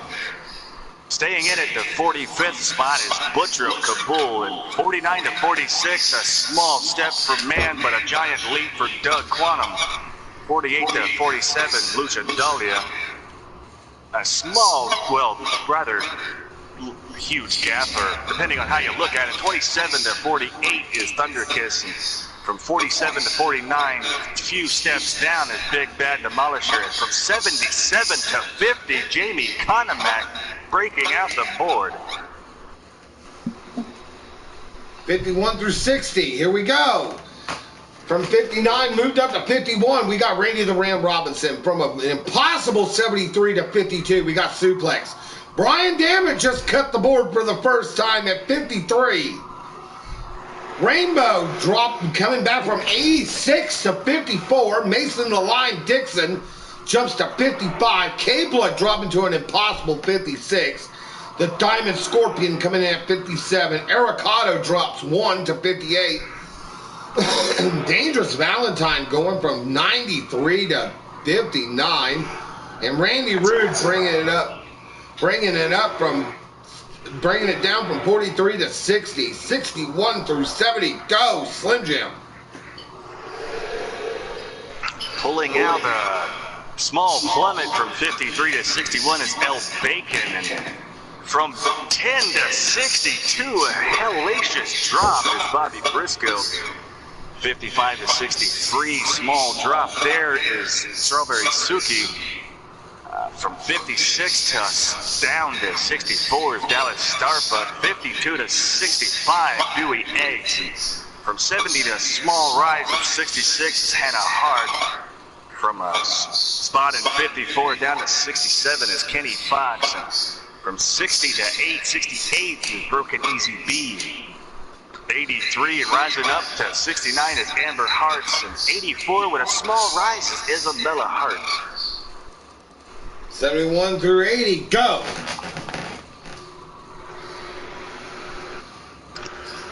Waiting on my feed to catch up. From 61 to 71, dropping 10 spots is Magnum Rose. From 66 to 72, AFK. Sasha Delgado bringing it in at 73. From 79 up to a 74, Akira Van Sisley. From 80 to 75, 5 spots is Lisa Sexy. From 72 to 76, a drop to Viper. From 81 to 77, Trick Daddy T. From 82 to 78, rising it up the ranks is Wreckin' Roxy. From 67 to 79, Jayon Avalanche may have just avalanched from the top spot. And 85 to 80, rising up 5 spots is Biker Jane. 81 through 90, I got this from going from an 87 up to an 81. We got Con Ra. Benghazi takes a drop at 82. Annie Caprice moves up to 83. Ariel Wheeler taking a big drop to 84. Pistolero dropping 10 spots down to 85. Snow with an impressive debut, but still dropping on the board at 86. Shirley Stratton moves 3 with 87. Styles P dropping down with 88. King Tiger dropping to a astounding 90. Rip staying right at the bottom at 91. And the final 3. Aldo Andrus has moved to a 91. Firehawk moving to a 92. And War Eagle, the last man on the board, rounds it out to number 93.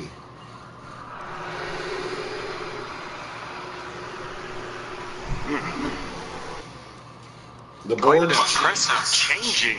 The changes in these boards is crazy. The biggest change I saw on the board has got to be Bobby Briscoe. Bobby Briscoe from 10 to 60, I think. Nine Mother went from 68 to 24. Wow.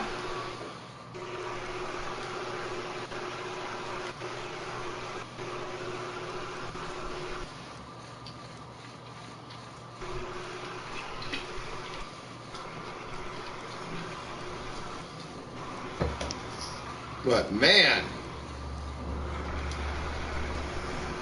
that means the new #1 contender. We need to look at the contender slots. The top 5. Here we go. Slim Jim, you want to take this one? Who are the #1? Who are in the contender slots? The #1 contender for the NPW World title is Dragon Knight. Coming in at 2nd is Jefferson Davis Lee. And rounding out number 3 is Broken Easy B, looking to gain the title. His partner, or former partner, lost. And coming in at number 4 is Mr. Bubba Electric. And his close behind him at number 5 is his friend Doug Quantum.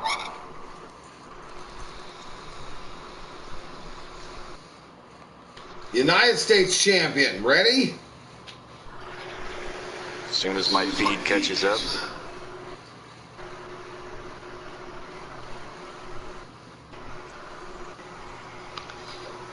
Wow, I'm impressed that Thunderkiss is #1 contender to take on Leroy for the U.S. title, and coming in at 2nd is Zeus. Haven't seen him in quite a while. Mr. Electric hanging in there with a 3rd in the rankings for the U.S. title. Kenny Fox and Bullet Adams take out the 4 and 5 spot. That's going to be a good matchup. Let's check out the World Power or Girl Power version. We got a new #1 contender on the board.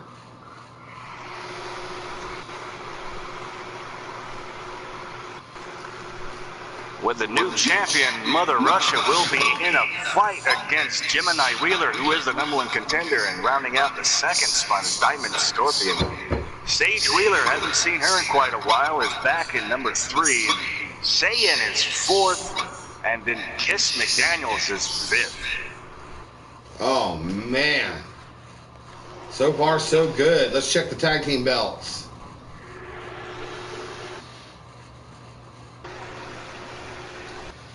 Wait a minute, it's showing they're back together? What the hell? What? Iced Coffee coming in at the #1 contenders for Leo and JBL. And 2nd is hopefully going to regain the tag titles. And 2nd is Bacon and Eggs. The Electric Experience coming in at 3rd. They're really hanging around the 3rd spot.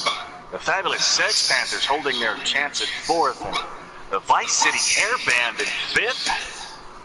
We have to get confirmation on this, but that's what the ranking says.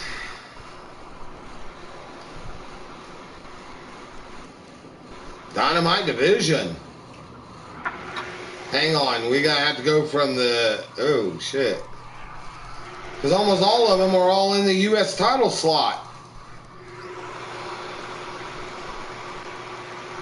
That would mean the next person could be Bullet Adams. Bullet Adams, Jolly Rocket, and yeah. How's it going, Skylocked?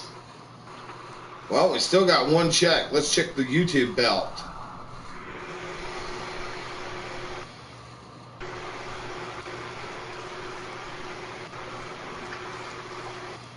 Tom Doyle, the champion, is going to be in a fight against Jefferson Davis Lee. And coming in at 2nd is Ox Brody.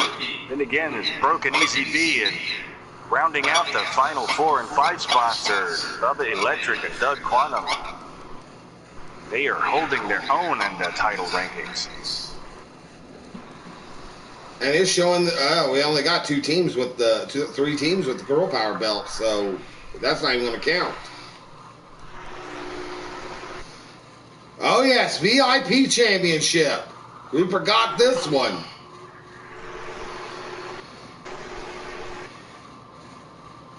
The current champion, Kenny Electric, is possibly down the line going to have a #1 contender match again, or going to be facing the #1 contender Divinity.